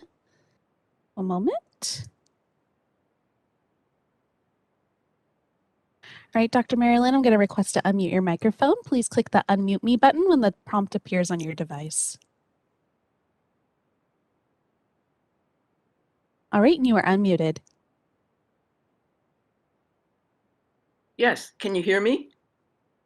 It shows that I'm unmuted. Yes, we can hear you.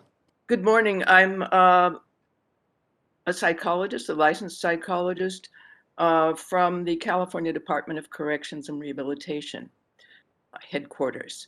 I appear frequently here as a member of the public. My question had to do with a specific type of implicit bias and a couple places where that can be expressed, and that's the bias of age. Just to let you know a little bit about CDCR, we are the California Department of Corrections and Rehabilitation, and we're the largest employer of psychologists in the state. However, approximately 40% of people under the psychologist umbrella are unlicensed. They are people with doctorates. We also have a statewide internship program in consortia, which I developed. And we have approximately 25 interns at this point statewide. But we have quite an age span. Now, I don't have any statistics on this, but generally speaking, we have, for a certain part, we have second career people who are in the licensure process. Don't know how many, however, so I can't speak to that. But my question is, first of all, the job task analysis. Did you have people representing an older adult population on those task force, collecting data on issues that may be seen a little bit different by people of an older generation?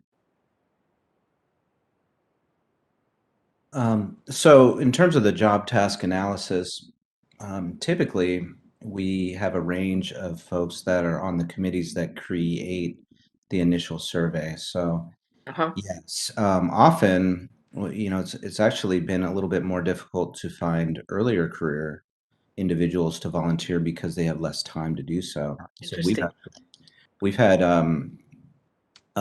multiple. I mean, we've really made efforts to ensure early career folks on, especially with regards to the part two. So, but the survey itself, and I'd have to go back and look at the age of the respondents.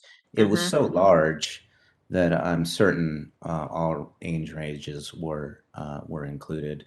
But generally speaking, it would be unusual for us to not have some later career folks on almost any committee. And also the people now, the licensees, or the people who are in the licensing process who are not yet licensed. We also have older adults, second career people who are becoming psychologists. Again, I'm not sure exactly what percentage work in our organization, but their understanding of various types of, I'm going to just say this, popular culture or different kinds of themes may be different from people in a younger generation, for example. I was wondering if that was, during the item analysis, was being considered. So if we're talking about the job task analysis, that's what creates the blueprint, if you will, for the exam. Certainly there would have been input in terms of like terminology and yes, that on the exam itself, that's reviewed by many different people, and we certainly do have older psychologists that are involved with that. So sometimes if the terminology is not common vernacular, then it's altered or changed. But there wouldn't be anything that I think would reference pop culture, not on an exam like this. It's a sort of implication. I will give you an example. It was not from the EPPP and certainly not from the EPPP 2. It was almost 20 years ago when I took an examination where I recall a question. Oh, I have to say, I was born in the US, but I left when I was 21, and I practiced as a psychologist in both Austria and Switzerland. I lived there for 34 years and Sounds returned wonderful. then. Yeah, yes, it was. I'm going to retire to Switzerland, but I'm still here. I'm 73 now, so got a couple more years until my youngest is out of school and I don't have to pay anymore. So I'm delighted to be here, however, and I, have a lot of experience and contact with younger people, having developed the psychology internship program. So I'm really engaged in all kinds of age groups. But the last part of my question had to do with the taking of the test itself and standardization of just the physical plant and the computer and the availability of staff there to explain things a little bit more clearly to people who have a little more trouble with using the computer. Well, that certainly comes up from time to time, and I know just in the registration process, we have some people that maybe of various ages that have technological challenges. So we have staff that will, sometimes they register them for them while they're on the phone and walk them through it. Once you get into the test center, it is a computer, so they do have to have at least a point and click skill. Right. And but you don't have to drop and drag or anything well, like that. on this new test, there is some drop and drag and there are Right. hotspots. Now there's a tutorial and there is staff in the center. Nice. We haven't had any complaints about formatting of the exam. I think our biggest complaint has been just lack of study materials. The other complaint I have heard is on the scenario items, even though that is in the instructions, is because the scenarios can give information to previous answers, you can't go back. And so that so that is something that I think we're trying to be a little bit more clear about in the registration process. But it is in our initial materials. It is on the tutorial. It's repeated a few times in the exam, but that's still something that's a little different. And of course, I assume that visual ADA standards are adhered to. Yeah, and we can provide accommodations if there is a disability of some sort, including visual disabilities. Well, thank you so much for answering my questions. I appreciate that. Oh, nice to speak with you. Same here.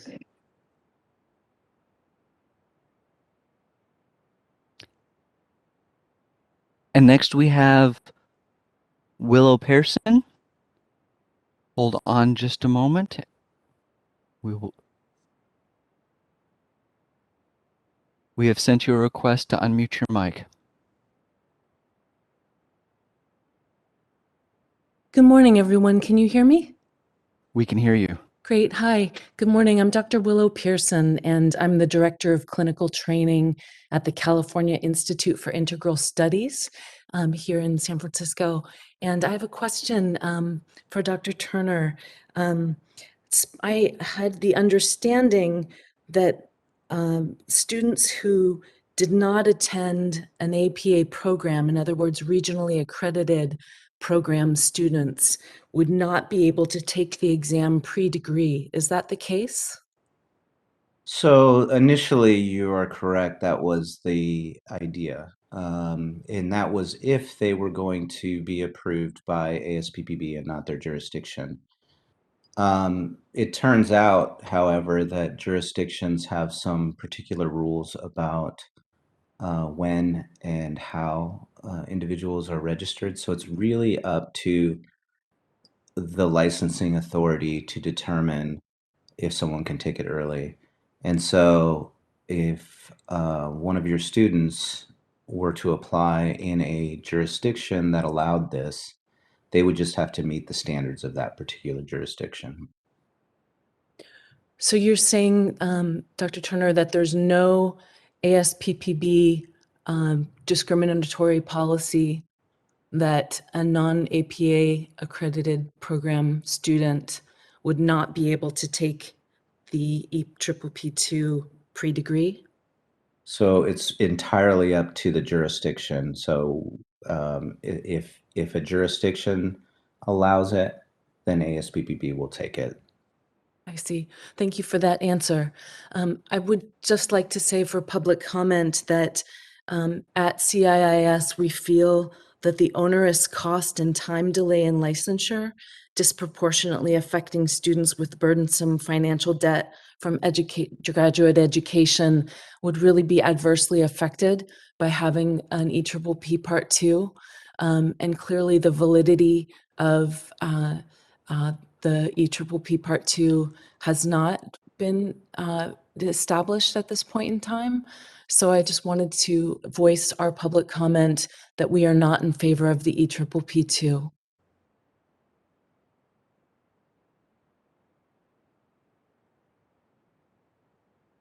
Thank you So, for your question and your comment, and I I'll just let Dr. Turner respond to I that. certainly understand those opinions, but I did want to reiterate that in terms of validation, the EPPP and the EPPP2 has followed the standards for educational and psychological testing and has been evaluated by the California's, I think it's OPES, to indicate that it has met the standards. And so with regards to validation, I would respectfully disagree.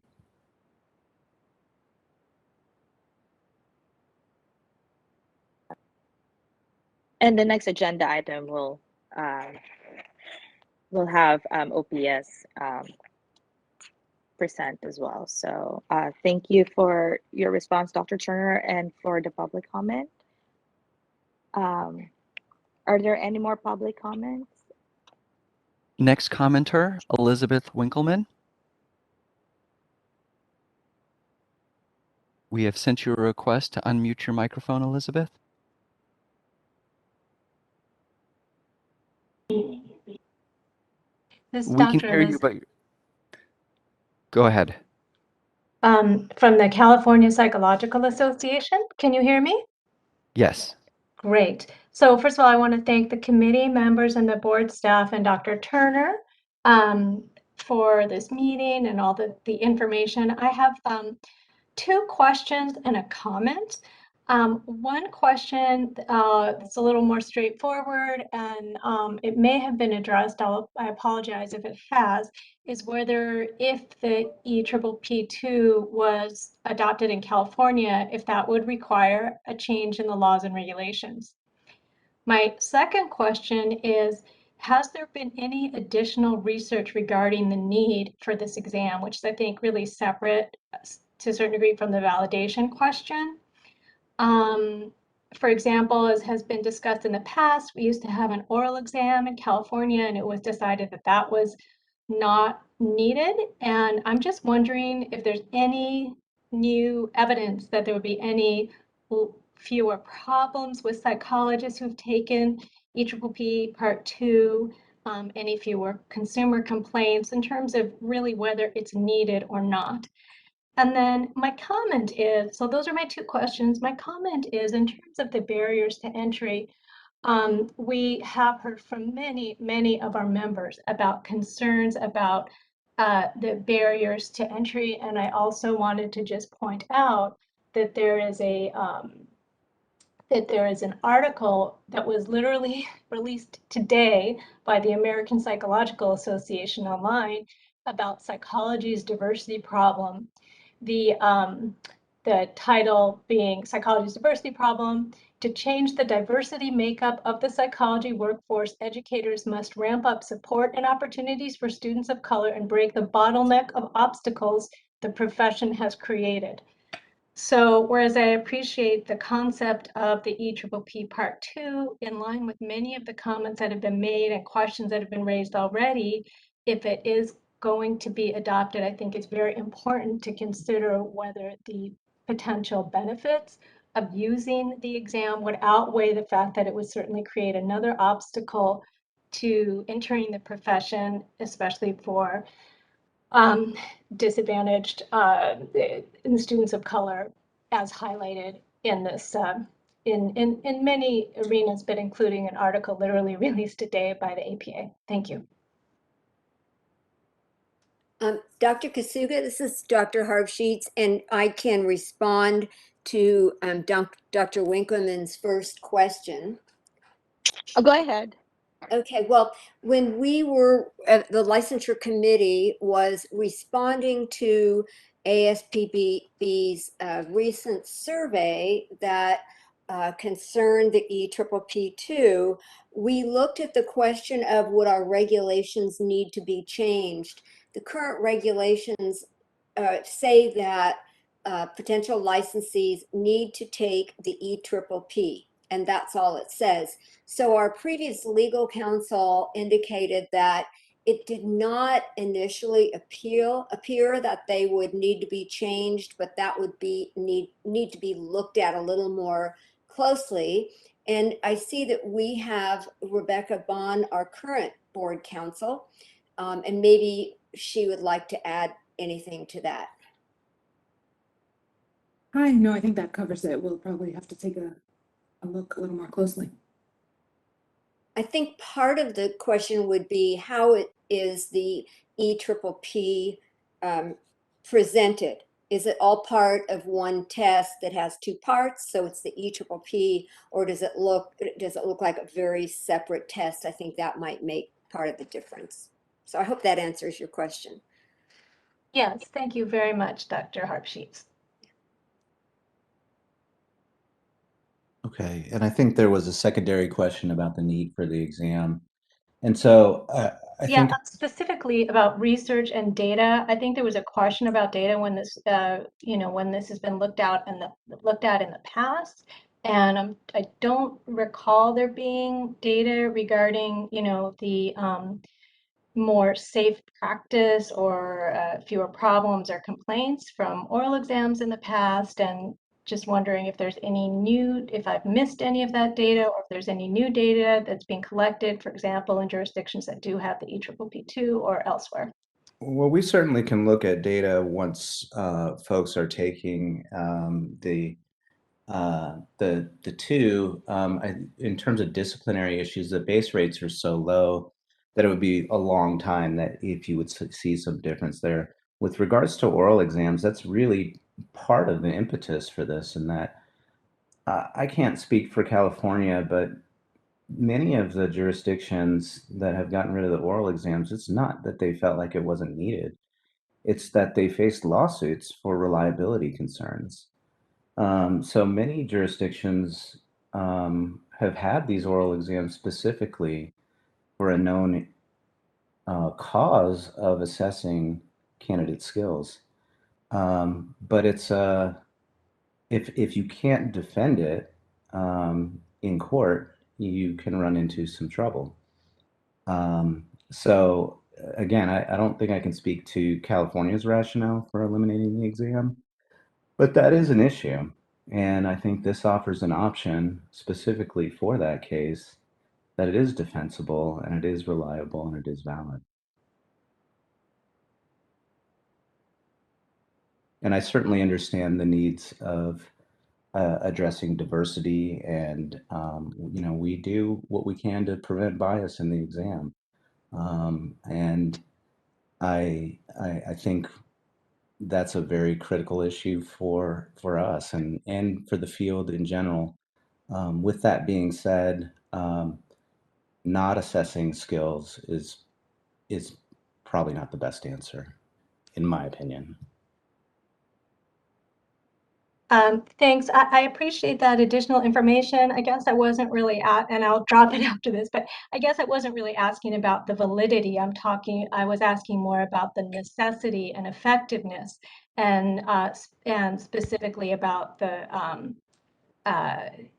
considering the costs and the benefits to access to and barriers to people getting licensed versus the effectiveness of the exam. Right. So I think the necessity is within the particular, not bias within the exam, but it's still an expense and an additional hurdle that's going to have a greater negative impact on some of our applicants than others. right. I think it was two separate questions there in terms of the necessity, is assessing something that's not being assessed. So there's a known need for that. And in terms of whether or not you would consider that a barrier, I think is a matter of perspective. All right, thank you. I think it's a topic for discussion, in my opinion. Thank you for the opportunity to raise these issues. Sure, sure. Thanks for letting me answer.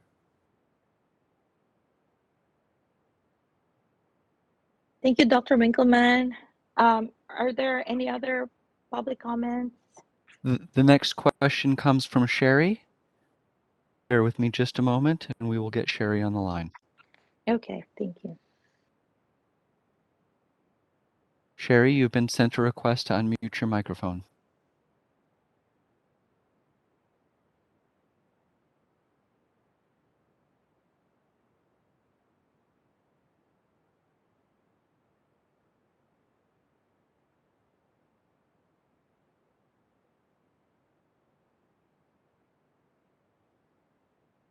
Sherry, I'm going to send you another request to unmute your microphone.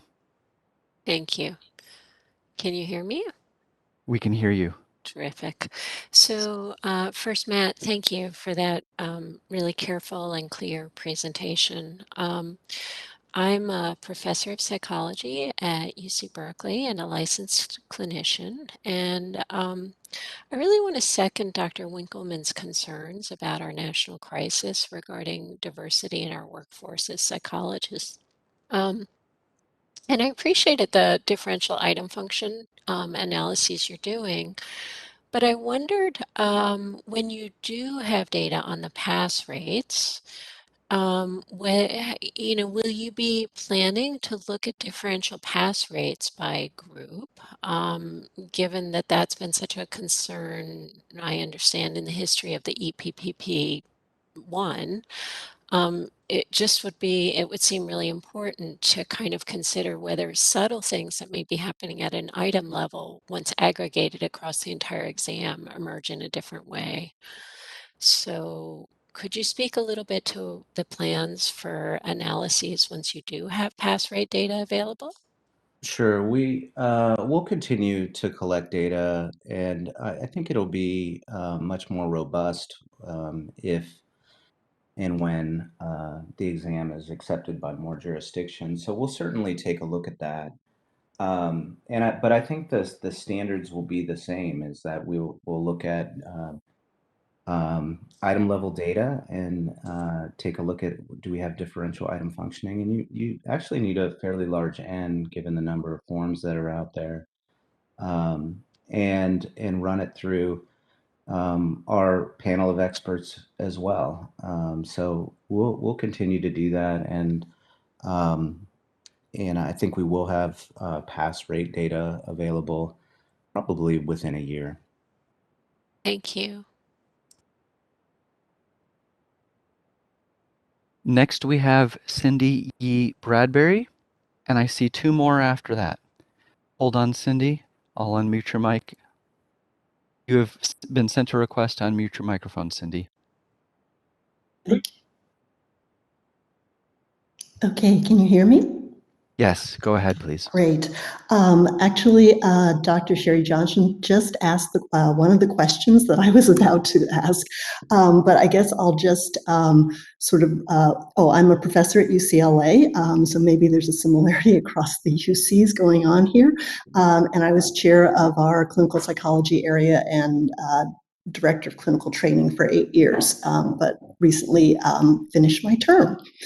So yeah, I basically just want to reiterate what Sherry pointed out about the possibility that with the EPPP, we have an instance here of where the whole appears to be greater than the sum of the parts, and that we really need a way to identify approaches that we can utilize to evaluate the test as a whole.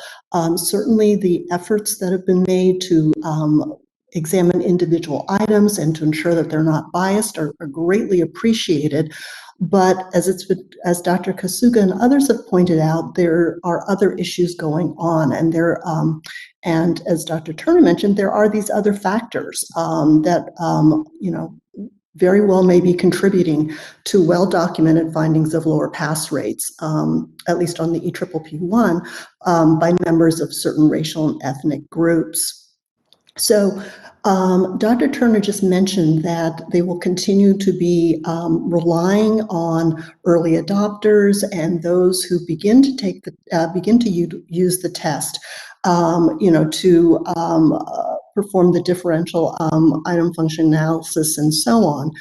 But I recognize that they're in a bit of a bind because they're going to be limited to the diversity that's represented in those amongst those early adopters.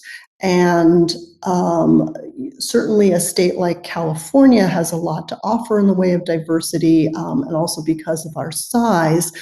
So I'm not proposing in any way that we adopt for that reason, but I'm just wondering if anything can be done perhaps with the existing information that's been collected with the EPPP1 that might provide some guidance on how to ensure that EPPP2, if we do adopt it, is more equitable. So to be a bit more specific, has either ASPPB or I don't know that the California Board of Psychology is positioned to do this, but have they utilized the EPPP1 data to try and understand what are some of the factors that are contributing to differential pass rates? And I'll stop there. Thank you. So I think that's sorry. I think you'll have to mute because otherwise it's echo.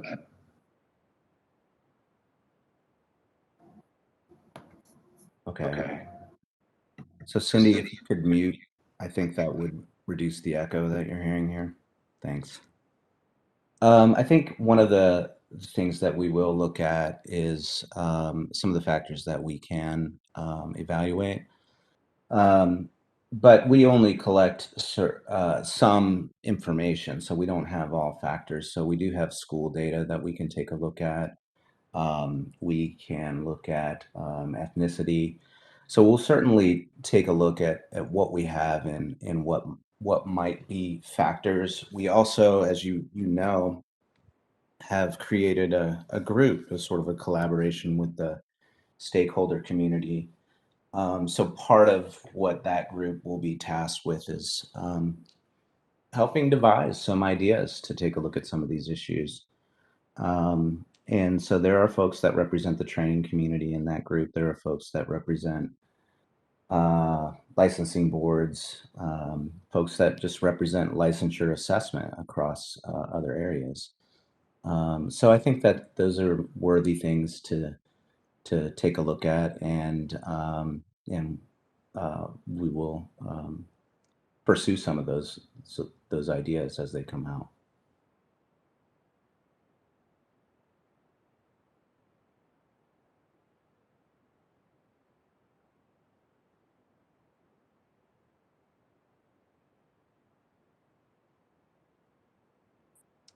Shall we Can we take have the the next next? comment? Yes, thank you. You read my mind. Dr. Marilyn Emos, please help me pronounce your name if I pronounced it incorrectly. I have sent you a request to unmute your microphone. Thank you. Can you hear me? We can hear you. Go ahead, please. Immos. It's a Central Swiss name. Thank you. A very old name, and nobody knows it here, so it's a short I. I really appreciate this discussion on diversity. I do think that some additional data regarding differentiation. CDCR has a very, very diverse patient, but also staff population. And practical things may contribute to more difficulties just getting to the exam. For example, we have lots of people in the licensing process, as I mentioned before. They have to get to the testing locale. Now, our prisons, where most people work, psychologists, are very, very remote. We're talking big distances to towns and cities. So this probably would involve more than one day, and it's fairly tiring. In addition, we have, of course, now the COVID special problems that we have as frontline staff and so on, and all of the things that go with that.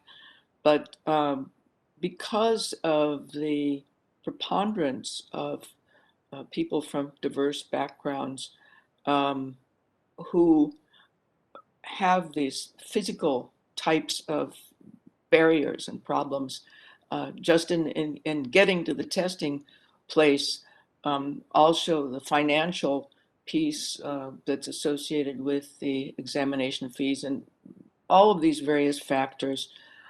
This has been a point in discussion. I appreciate this discussion, and I'd like to speak now for the department. We all do. Our discussion is going to continue in this area, and we would also appreciate it if we could receive additional data when it's available regarding some of the reasons for the differential between minorities and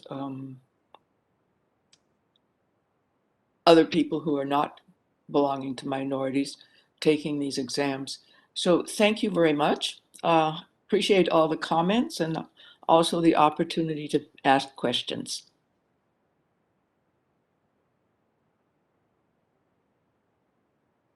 Thank you, Dr. Emos. Shall we move to the next one? Yes, please. Thank you. Sasha K., I'm going to send you a request to unmute your microphone.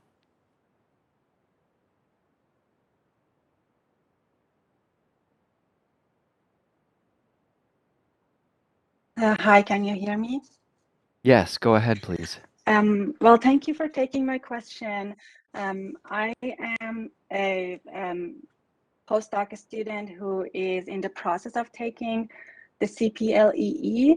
And my question is regarding the EPPP 2 for the requirement to get the licensure. Since I am already in the process of CPLEE, basically today will make the 8-week mark for me to get the approval to take the test. So I was wondering if this will have any impact on the process, since I've already planned for everything and took all the classes for CPLEE. Do I have to plan for another test, or this doesn't include people who already passed the first part and are waiting for the second one? Thank you.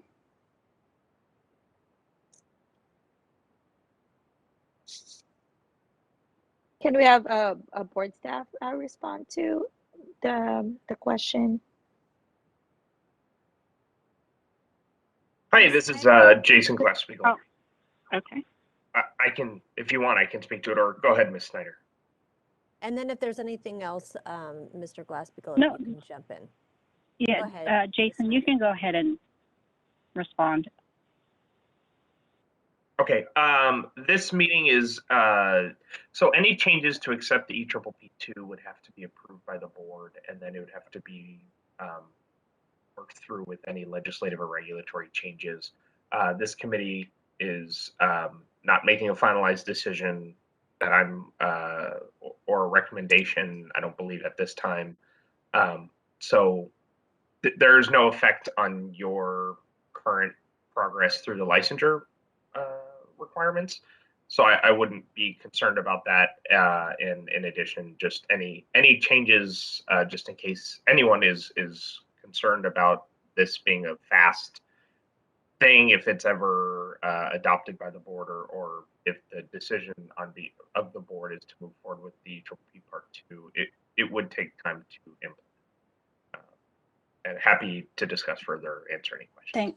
Thank you so much, Jason. I appreciate your answer. My concern was because I went through the entire PDF, and one of the question was that, and the answer was possibly.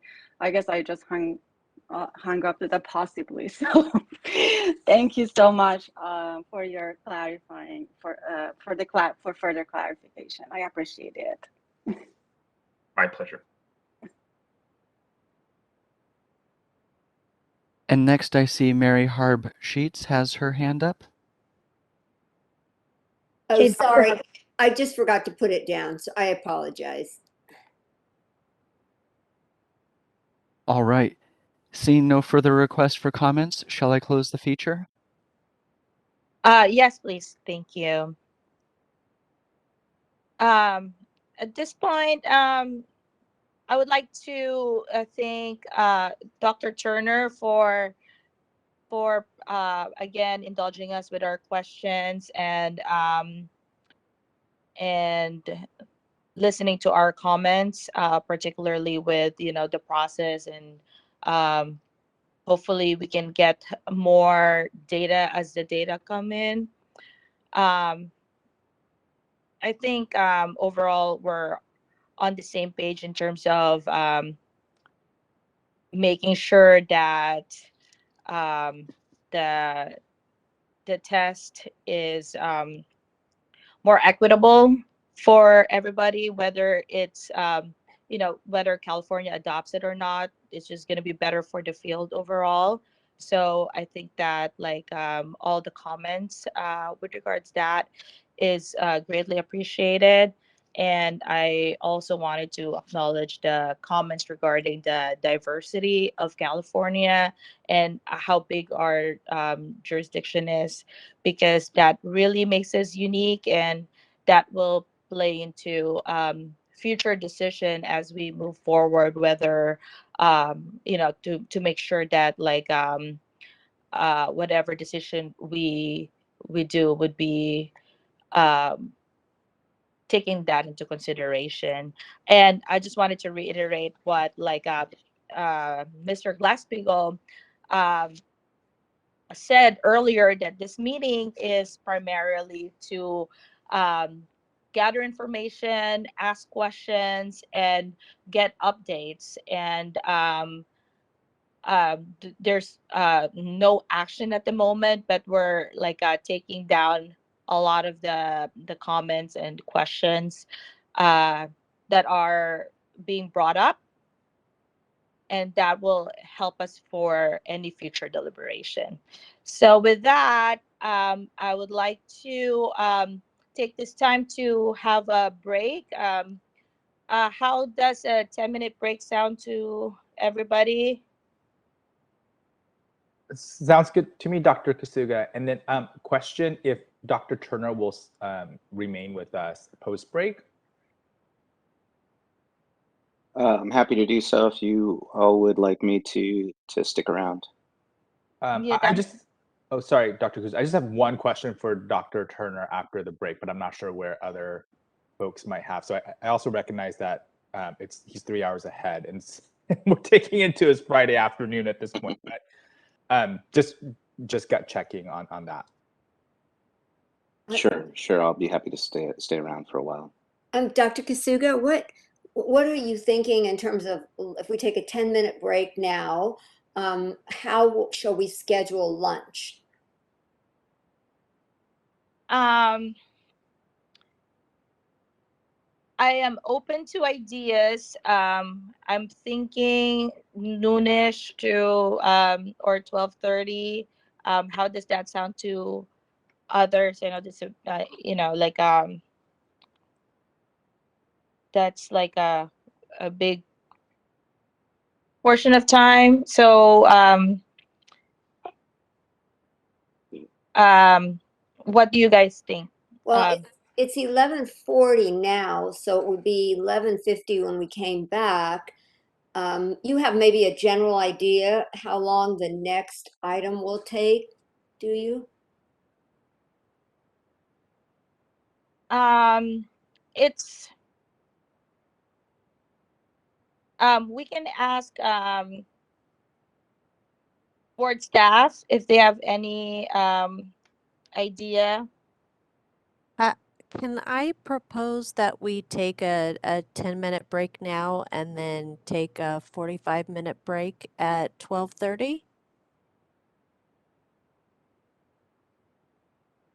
That sounds good to me. Works for me. That works for me too. Okay, so why don't we do that? Let's come back at 11:51 and then plan for a lunch break at 12:30. Perfect. Thank you. Thank you, everyone.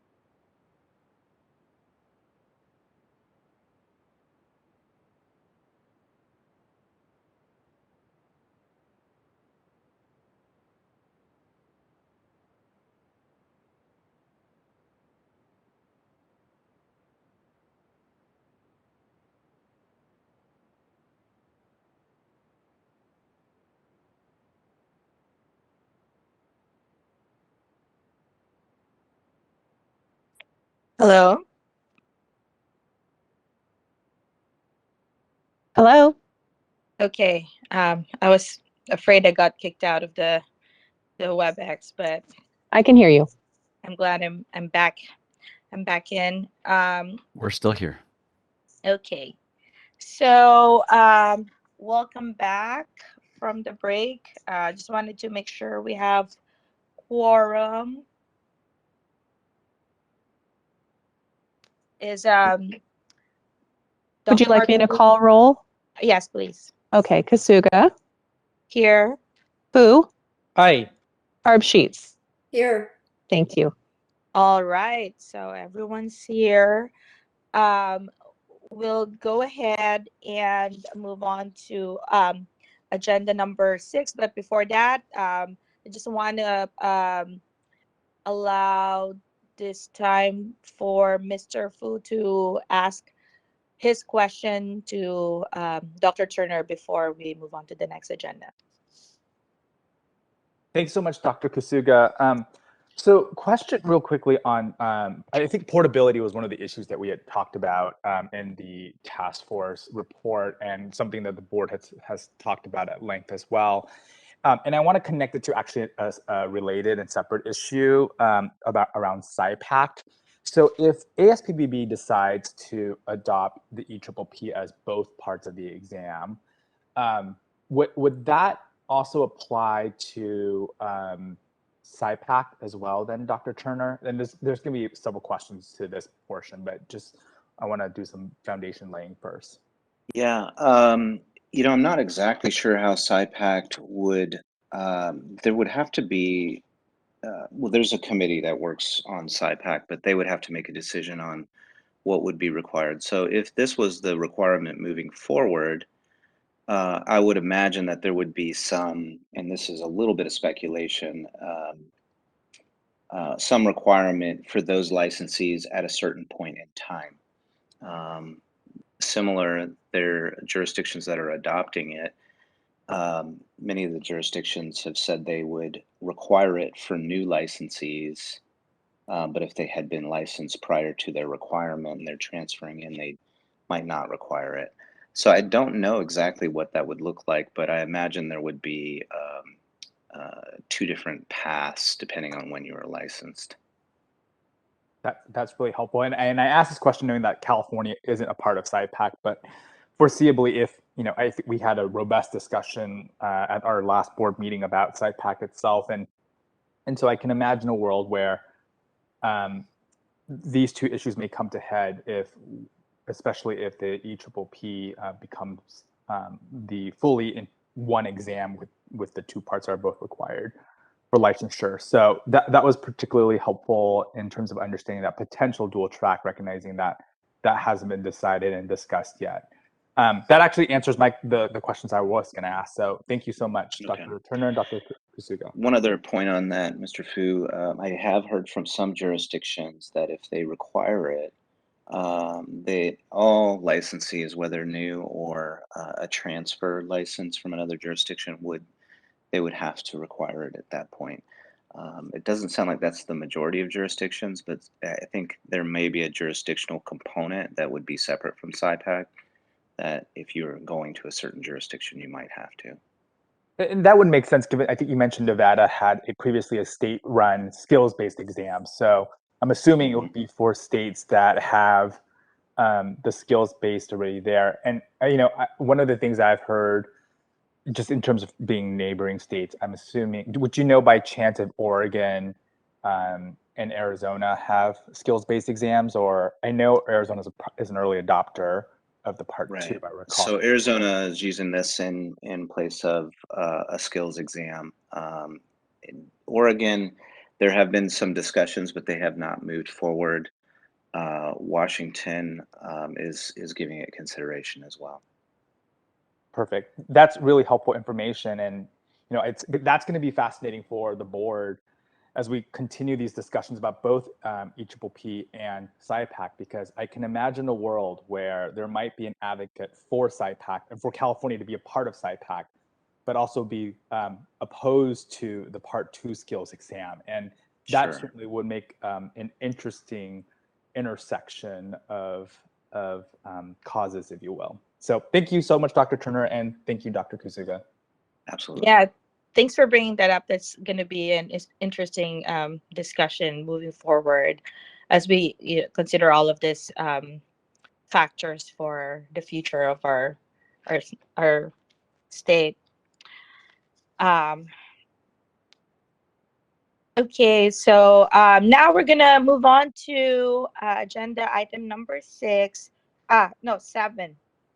6. Yeah. Wait. Sorry. 7. Okay, sorry. Okay, agenda item number 7, which is general input regarding the EPPP Part 2 skills.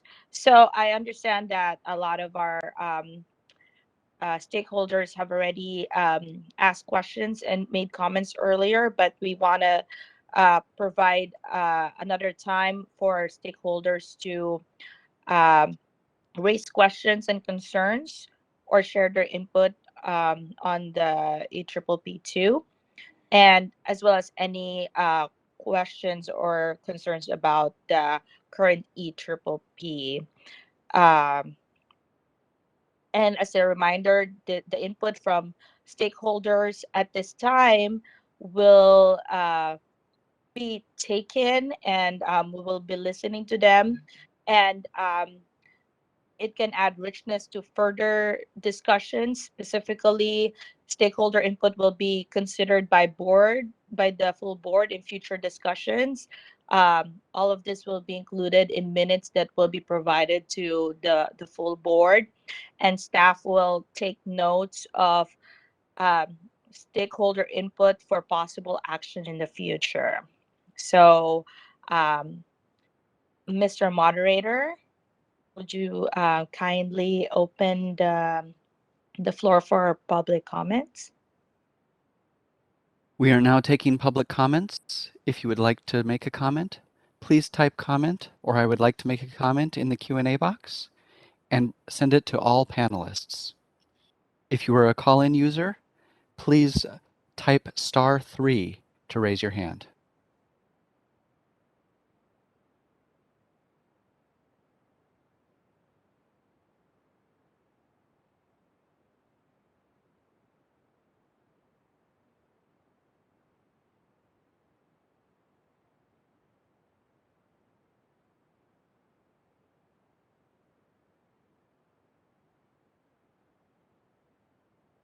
Seeing no request for comments, would you like me to close the feature?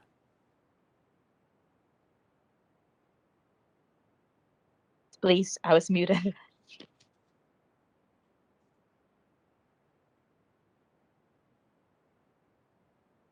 Seeing no public comment for item number 7, let's move on to item number 8, which is the DCA's Office of Professional Examination Services, OPS, status report of the EPPP audit. I would like to introduce Tracy Montes, which is the Chief of the Division of Programs and Policy Review. Dr. Montes oversees a number of units within DCA, including the Office of Professional Examination Services. She has more than 25 years of experience providing assessment and regulatory expertise to city, state, and national organizations. Currently, Dr. Montes serves on the California Blue Ribbon Commission on the future of the state bar exam. Previously, she held the position of chief at OPS and served as an independent consultant, contracting with several boards under DCA. I would also like to introduce Amy Welch Gandhi. She's a research data supervisor with DCA's Office of Professional Examination Services, OPS. She has worked at OPS for 22 years, developing licensure examinations for DCA's boards and bureaus. Amy has held a senior testing specialist or supervisor position for most of her career, working on almost all 45 examinations that OPS develops. Amy currently facilitates the development of the California Psychology Law and Ethics Examination, or the CAPLE, for the Board of Psychology. She holds an MA in Sociology from California State University, Sacramento. Welcome to you both, and thank you for attending our meeting. Thank you. Again, I'm Amy Welch Gandy. Good afternoon. I'm a test specialist from the Office of Professional Examination Services and joined by our division chief, Dr. Tracy Montes. And I wanted to just say that some of what I'm going to present has been covered by Dr. Turner, so you may notice some redundancy in the presentation. As requested by the Board of Psychology, OPES recently completed the review of the Association of State and Provincial Boards Examination for Professional Practice in Psychology, Part 1 and Part 2. We are here today to give an overview of the national review process and to present the EPPP review results. Next slide, please. In this presentation, we'll be providing information about OPES and who we are. We will go over the steps in a national exam review, discuss our evaluation of the EPPP Part 1 and 2, and provide a summary, then answer questions that you may have. Next slide, please. So our office provides professional consulting services and examination validation and development to DCA's boards, bureaus, and committees. We also make recommendations based on regulations, professional guidelines, and technical standards related to licensure examinations. Next slide, thank you. Taking a look at the big picture, the purpose of licensing and DCA's mission is to protect the public. And the purpose of licensure examinations is to identify practitioners who can practice safely and competently from those who cannot. Candidates who receive a license to practice should have the minimum level of competence necessary to practice safely.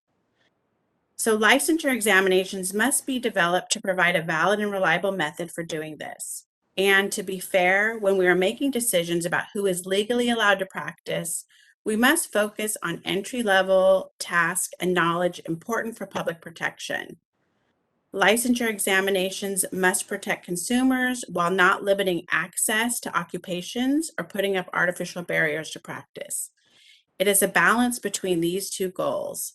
We find that balance by ensuring that examinations focus on entry-level tasks and knowledge critical for public protection, and that licensure examination processes are fair to candidates. Next slide, please. OPES's mandate originates with Business and Professions Code Section 139. Section 139 requires that boards conduct an occupational analysis or job task analysis for each examination at regular intervals, and that boards submit a report every year indicating the status of their occupational analysis and examination development.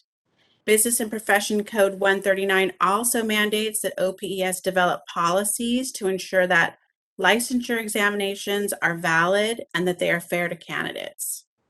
The principles and standards require that, in order to develop a valid test, first, a detailed description of the content domain of interest is needed. This is why we conduct an occupational analysis. In addition, a close link between test content and job content should be demonstrated. This is why examination providers use an examination outline or blueprint to develop test questions. Most importantly, actively participating licensees serving as subject matter experts, or SMEs, must be included in every step of the process. Next slide, please. Now let's talk more specifically about national examinations. Business and Professions Code 139 also mandates that all national examinations must be reviewed in accordance with policies set by OPES. All licensure examinations accepted for use in California professions regulated by DCA should be validated according to accepted technical and professional standards. These are the standards that were on the previous slide. We referenced the relevant standards in our report. California practice must be appropriately represented in an occupational analysis on a national level in order for the results to be valid for examination development in California.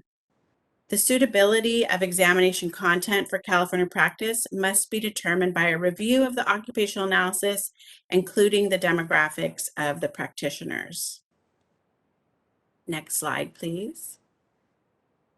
Here are the three parts of a national exam review. First, we conduct a psychometric evaluation. Second, we conduct a workshop with SMEs to compare the national OA to the results of the California OA or occupational analysis. And finally, we identify the extent to which the national exam reflects California practice and make recommendations. I'm going to talk a little bit more about the details of each of these steps in the next slide. So next slide, thank you. So during the national examination review, we look at the occupational analysis methodology, or job task analysis, as ASPPB calls it. We look at the examination development procedures, how the exam is developed, are they using subject matter experts? We look at the passing score and how it's set, what methodology is used to set the passing score, how the examination is scored, what is the passing rate, and is it reasonable? We also look at test administration and security procedures, information available to candidates. So is the national program providing enough information to candidates and to prepare them? And we also look at the ADA accommodations available by the national examination. Next slide, please.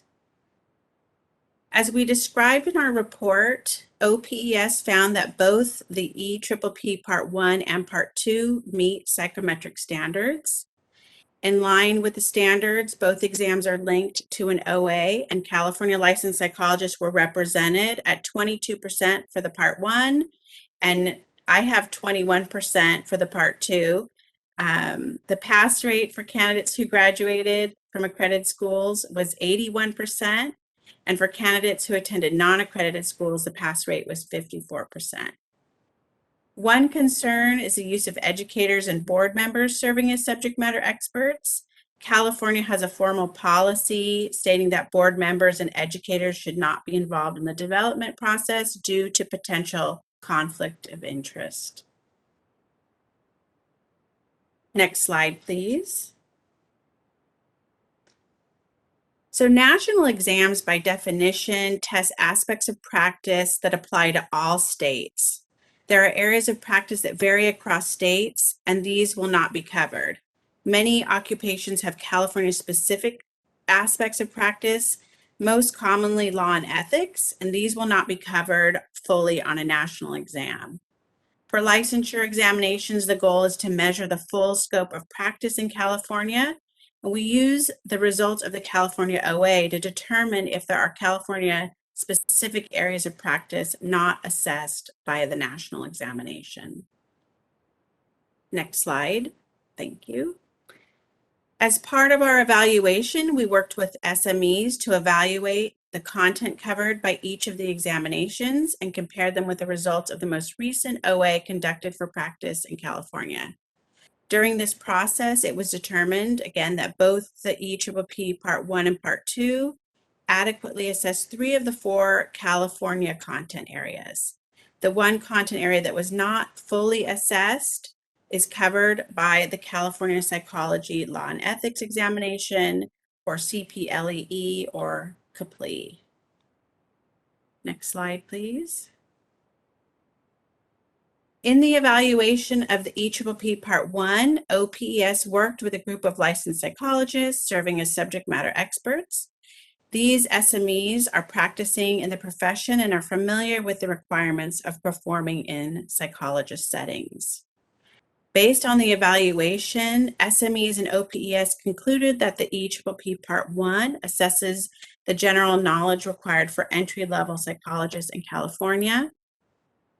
The SMEs and OPES also concluded that the EPPP Part 1 assesses general laws, that although the EPPP assesses general laws and ethics, it does not assess California laws and does not fully assess ethics, and therefore the CPLEE is still needed to assess California laws and ethics.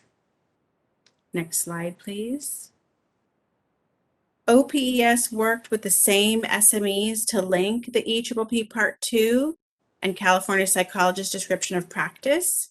In linking the EPPP Part 2 with the California Description of Practice, the SMEs also found that 3 of the 4 content areas were assessed by the EPPP Part 2. The SMEs were impressed by the EPPP Part 2, both by the concept of measuring skills and by the design of the scenario-based items, and favored the EPPP Part 2 over the Part 1. However, the SMEs agreed that the skills measured by the Part 2 might be adequately assessed during supervised clinical experience, and we've talked about that a little bit previously, and that the Part 2 could possibly be an unnecessary barrier to licensure. Next slide, please. In summary, again, OPES found that the Part 1 and Part 2 both meet psychometric standards.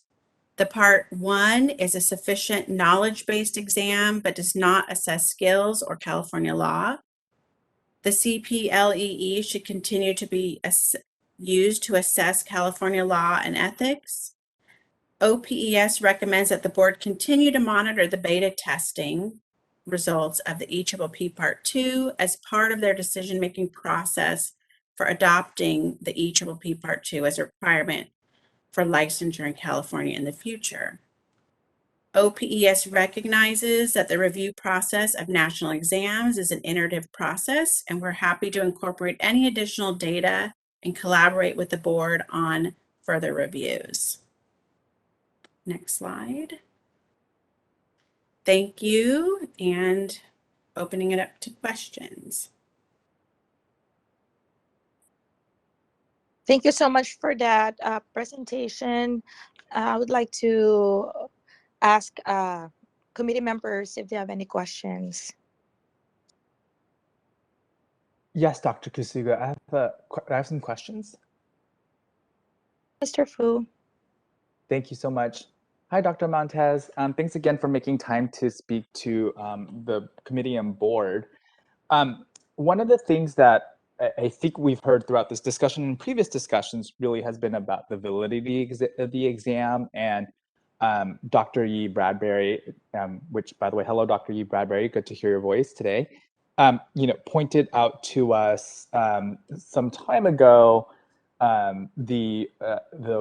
the report that they, or the article that they published.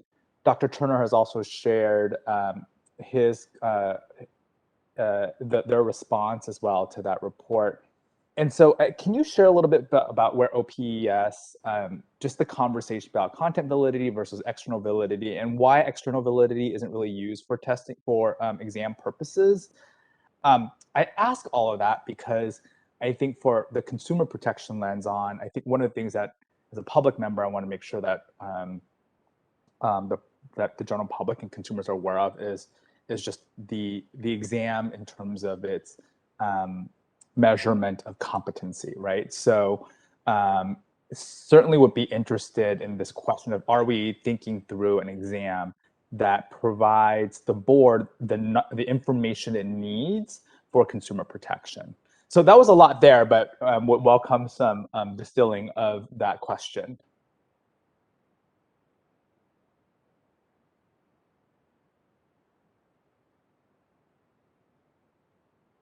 This is Amy Welch-Gandy, and I think that Tracy may have stepped away momentarily, and I do think that she has some feedback on that, on your questions, but I think that she had to step away. No worries, Dr. Gandy. Thanks so much for. Oh, no, I'm not doctor. Just want to put just Amy. Well, or it's Miss wonderful. Welch-Gandy. Thank you. It's wonderful to see you back, Ms. Welch-Gandy. You were one of the first persons that talked to us as well when we started this journey. So thank you for your continuing support of our study committee. I'm happy to hold my question until Dr. Montez is available. Oh, so this is Dr. Harp Sheets. I have a question. In the presentation, you gave us some pass rates for accredited schools and not accredited schools. And I'm wondering, was this regional accreditation or were they APA accredited schools? I would have to look at the information that was provided from ASPPB. If Dr. Turner is still on, he may be able to answer that. I don't know that. Yeah, they were so significantly different that I thought it was really worth looking into. I don't know the exact numbers, but it is approximately 82% for first-time test takers from accredited programs, and somewhere around 55, 57% for programs that are not accredited. They were such different numbers, and so my question is, when ASPPB is defining accredited, are they using APA accreditation or regional accreditation? APA or Canadian psychological accrediting body. Okay, so the lower number reflects schools that are regionally accredited and not APA accredited. Would that be correct, Dr. Turner? That'd be correct. It could also include, I don't know how many schools are not regionally accredited, but that could be included in that number. I see. Oh, yeah. There shouldn't be very many of those. I see. Okay, great. Thank you.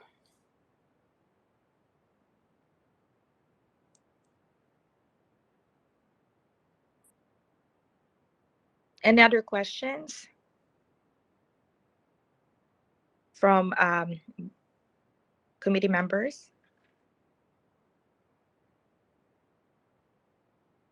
We can move on to public questions and comments. We are now open for public comment. If you would like to make a comment, please type comment or I would like to make a comment into the Q&A box. If you are a call-in user, please type *3 to raise your hand. When sending comments, please make sure to send comments to all participants.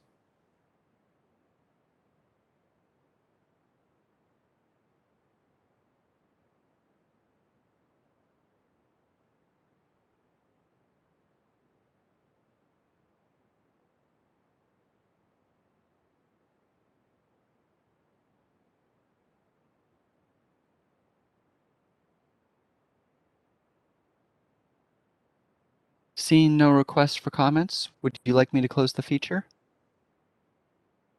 Yes, please.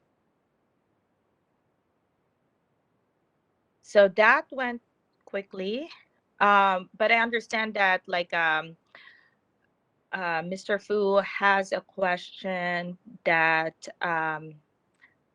for Dr. Montes, and I was wondering how we can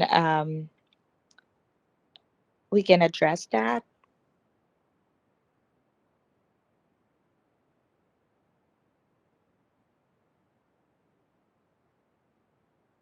If we are still waiting for Dr. Montes to come back, I have another question. This is Dr. Harp Sheets. Go ahead. Okay, in the report where there's I guess we could call it a conclusion that that what we obtain through supervisory input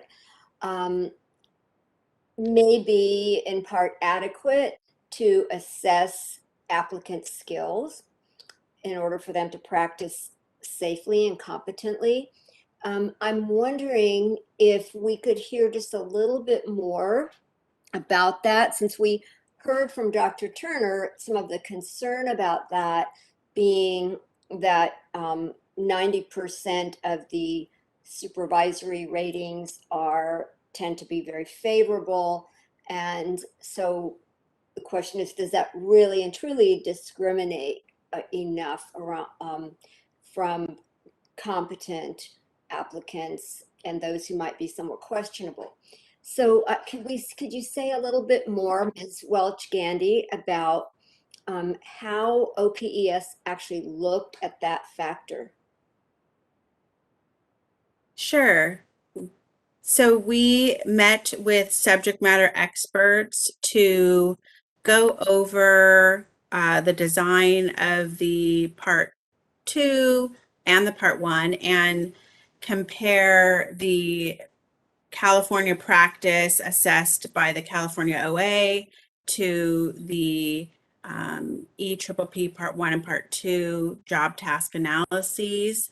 And as we were discussing the Part 2 and looking at its design and the intention of it, that was one of the perspectives of the subject matter experts. So I think that if they, were to hear more information about the inconsistencies of supervision, that might be something that they would, think again about. But that was one of their concerns, or, they were worried about additional barriers, and they felt that it's something that could possibly be covered during supervision rather than an additional test.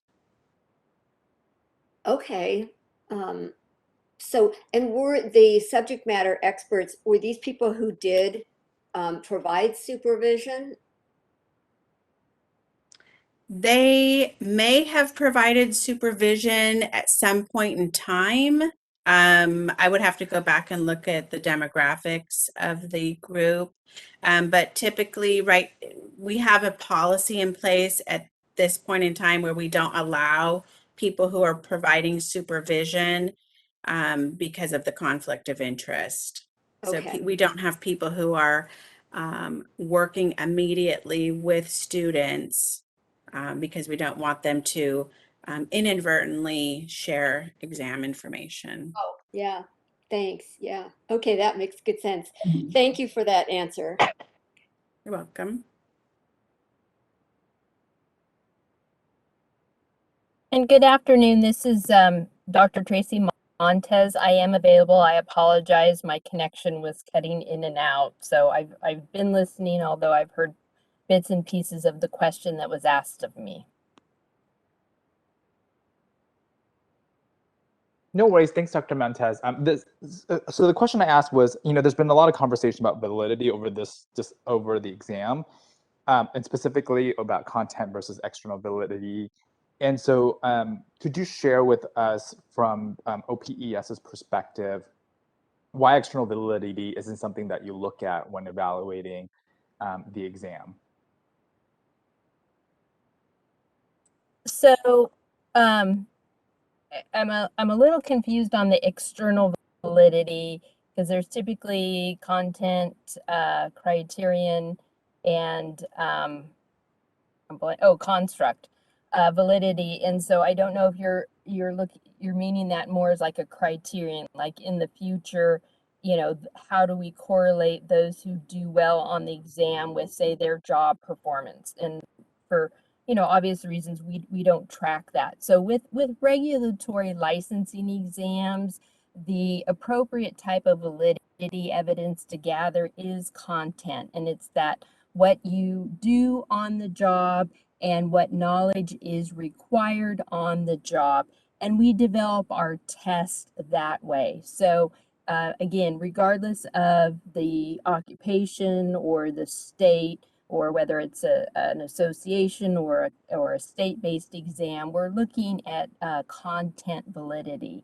And that's primarily the evidence that we will gather. As far as the others, again, traditionally defined in those three areas, criterion would be if we were to look at some correlation between how individuals did on the testing process and then later on in their job performance. As a state board, we don't have the mechanisms, the resources to do that. Plus, there's so many intervening variables. And then construct is looking at a bit of the content criterion as well, but often construct deals more with other unobserved variables, personality variables, things like that. And again, we stay away from those with licensing exams, although we do know that some, like the state bar, for example, have like a character fit exam. But you really, really have to do some pretty in-depth task or occupational analysis to support that. But again, our research has shown that content validity is really the best measure, the most objective and neutral measure. And that's, again, goes to kind of the support of why the oral exams were removed. And I know there were some discussions about that earlier on, and I was involved a little bit in those discussions and studies. And we were just, we were finding that there was some evidence of unreliability and things that we technically should not be measuring. We're kind of creeping into the process and producing error. So by focusing on that content validity, all of the steps that Amy mentioned, as well as Dr. Turner, we can have a very robust, valid, and fair exam. And again, by diversifying with our subject matter experts, we can work to ensure that we don't have those inequity and adverse impact issues. I hope that helps. It's rather lengthy, sorry. No, that was really helpful. Thank you, Dr. Montez. Appreciate the response and the thoroughness.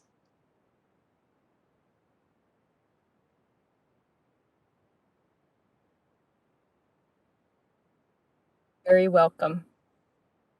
All right. Since Dr. Montez is here as well, I would just like to give an opportunity to add anything else from OPS to the discussion that we've had earlier, and in addition to what Ms. Welch-Gandy presented.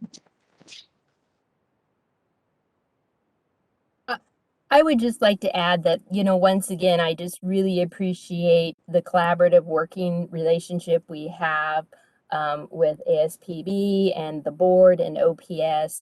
This also adds to the evidence of validity that we are constantly looking for ways to improve the assessment process, to be responsive to stakeholders, but again, at the same time, not create any artificial barriers to licensure.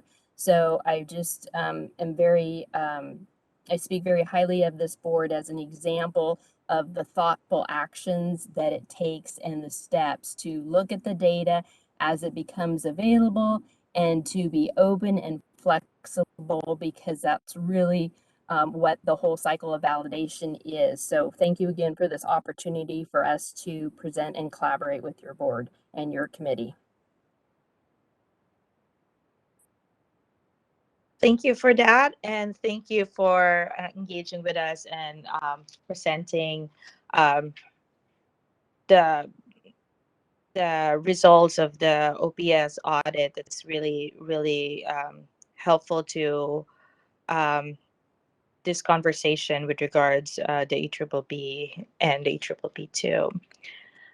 So we are at 12:30, but we don't really have much left in the agenda. So I'm wondering if everyone is okay with just pushing through a few more minutes. Yes, this is Dr. Harp Sheets. I would like to see us do that. Fine with me. Okay. So with that, I would like to really just thank the Office of Professional Examination Services by way of Dr. Montes and Ms.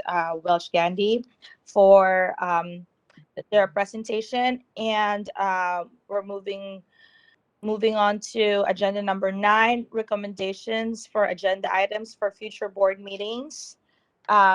Again, note that the committee may not discuss or take action on any matter raised during this public comment section, except to decide whether to place the matter on the agenda for a future meeting. So,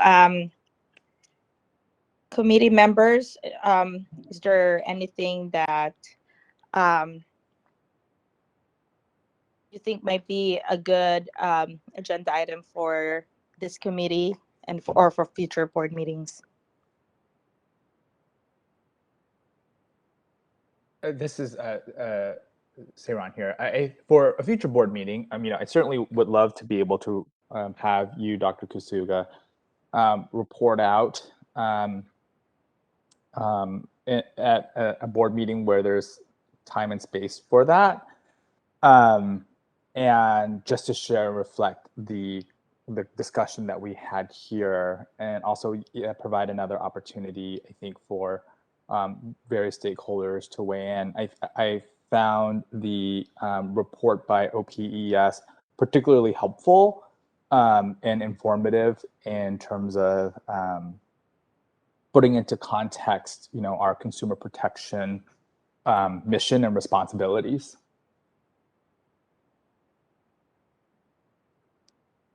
Most definitely, I think that would be helpful for report for the whole board regarding today's meeting, and to reflect the rich discussion that we had with everyone that's present in today's meeting.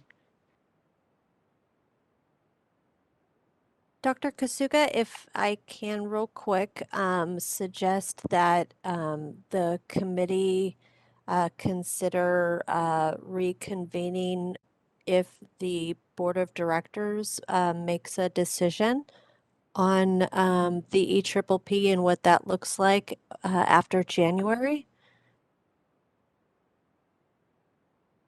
Something for consideration. Yeah, definitely. So as part of this process, we're really relying on ongoing information as they come, and upon receiving the information after the January 2022 ASPPB meeting, and maybe together with some information from the meeting 2 weeks from now will be we'll have more information to work on, and that might require us to meet again with for this committee to meet again. Dr. Kusuga, did I understand that you will be reporting on this meeting at the November board meeting coming up? Yes, it's on the agenda. Okay, great. That's good. Like that's answered. Yeah, thanks. Okay.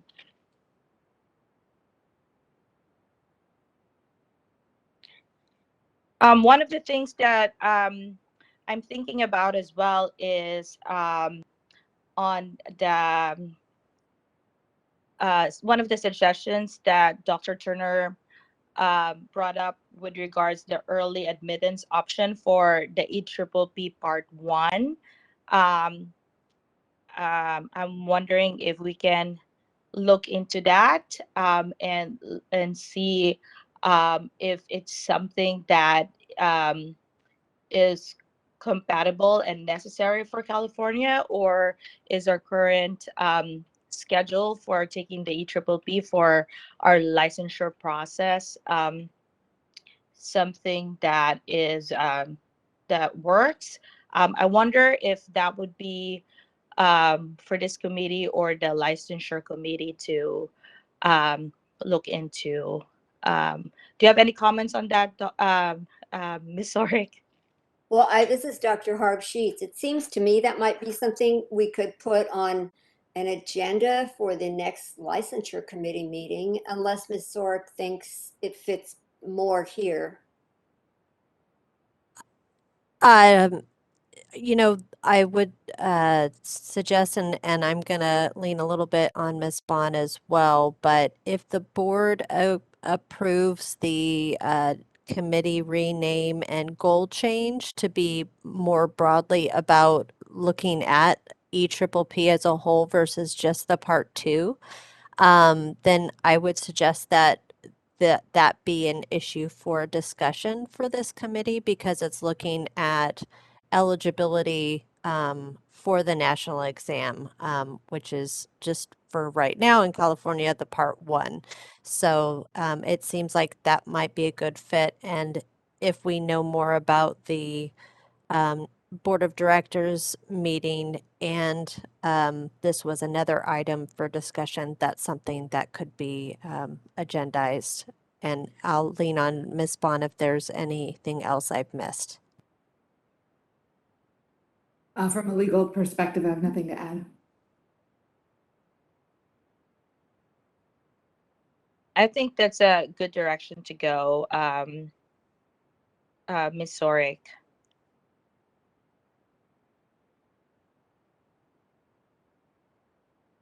So we can look into that as potential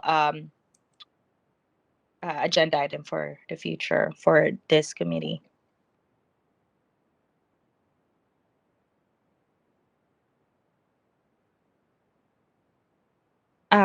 Anything else?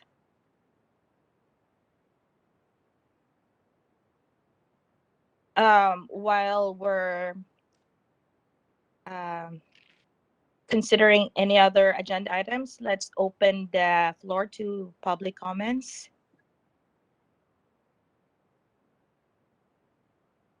We are now taking public comments. If you would like to make a comment, please type comment or I would like to make a comment into the Q&A box and send it to all panelists. If you're a call-in user, please dial *3 to raise your hand.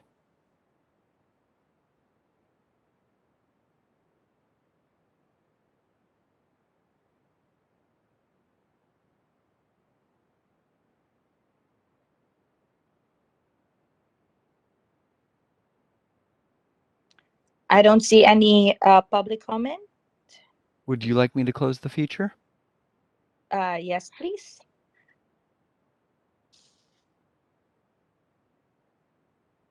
With that, I I think we've completed all the agenda items and we're open to adjournment. Does anyone want to make a motion? I make the motion, we adjourn this meeting. Thank you so much, Dr. Harp Sheets, and thank you so much for everyone that participated in this meeting, for board staff that prepared this really well, to Dr. Turner, Dr. Montes, Ms. Welch-Gandy, and all our stakeholders that that lend us their opinion, and will definitely continue this committee meetings in the future. Thank you. Thank you. It's a wrap.